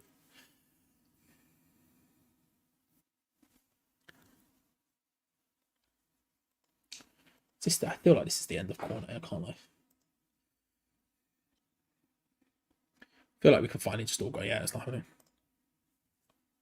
Thank you, Zombie Free. That's very kind of you. We've actually done Unreal on likes. I haven't even mentioned it, and we've done really well. We're at 494. So we've banged that. Didn't even say anything about it. I'm really happy with that. Shame it's come at such a horrendous time, but there we go. Thank you, Zombie Free. Very kind. Whipped in for Emerson. Can't find anyone. Still, well, I say we still have possession. Go on, Marshall. Get in there. Good tackle from Callum Marshall. Then puts it in towards Mubama. Nicely done. It's too hard, but it's nicely done. I like the effort. I like the attempt. You know, battling with the ball, bouncing around. Marshall gets in there, slaps it off him with a little slide. No, but probably not. But I can't stress he's one of the most important people in this team. And today he's been one of the only bright sparks. He's been one of the very, very few bright sparks. I wouldn't play him in an 8 position. What Geo was saying at halftime isn't necessarily the worst idea. Just put him in there because screw it. You just need someone to stay calm and be able to pass the ball and him being able to collect it and turn and that stuff. But the positioning, I imagine, would be absolutely god awful, which is a big problem for us when we're playing Thomas Souček. When we're playing, James Ward-Prowse specifically in that role. Souček's positioning is actually quite good, but James Ward-Prowse is a mess. Played back to Bristol City, who could have gone for a long shot and instead have decided to just take their time. They're not wasting any time. Well, they're wasting all the time here, Bristol City. I was about to say they're not wasting any time to start wasting time, which is maybe stupid, but then again, it won't be the most stupid thing tonight. I've just watched this game of football. They create an opportunity, which is really good, and then their number 12 just hooks it completely wide.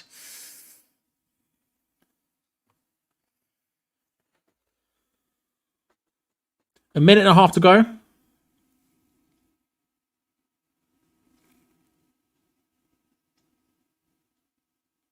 Minute and a half to go.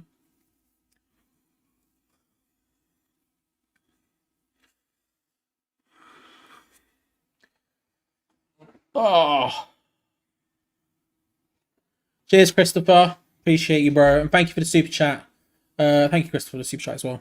And I appreciate also Fluffy Python's back, of course. Tom, Tattoo Day, or is it Dow? Dow, and GP for the super chats. Appreciate you all.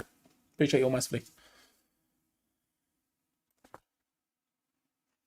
Thank you, Draconian. Thank you, thank you, thank you. Pick up. Pick up.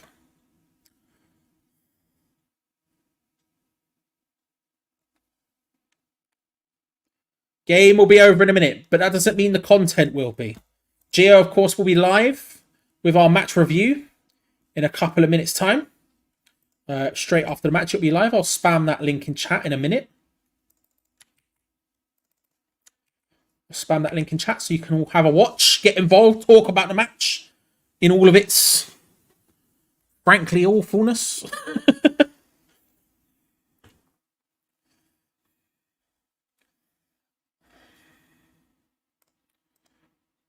Emerson dribbling through the middle, finds Souček, lays it out wide to Mubama. No, Johnson. No, Mubama. Lays it back. We're passing it around, and there is the final whistle. We wasted too much time trying to get the ball into the box. It doesn't work. And there we go. Draconian. Thank you very much for the $2 right at the end there. Thank you to Draconian, to Christopher, to FPB, to Tom, to Tattoo Dow, and to GP for the super chats. It helps us out massively. And thank you all for watching. Remember, Geo will be live in a couple of moments' time. I'm spamming in the link in for the live review now. Go and have a gander. Get involved in that. That will be live in just a few moments' time. Outside of that, make sure to subscribe to the channel, like the video, because it helps us out a massive amount. Like the review as well, because that will help us out hugely. And yeah, we'll be back for the Sheffield United game. Hopefully with an entirely new club. I can't be asked that bullshit anymore. I look forward to the ad suitabilities being racked on the back end of this for YouTube, but there we go. Thank you very much for watching, everyone. Massively appreciate your being here. Without you, it probably would have been a hell of a lot worse. Spamming the links once more. Go get involved in the live chat of the review. Cheers, everyone. Calm your irons, and see you for the Sheffield United game. Cheers, everyone.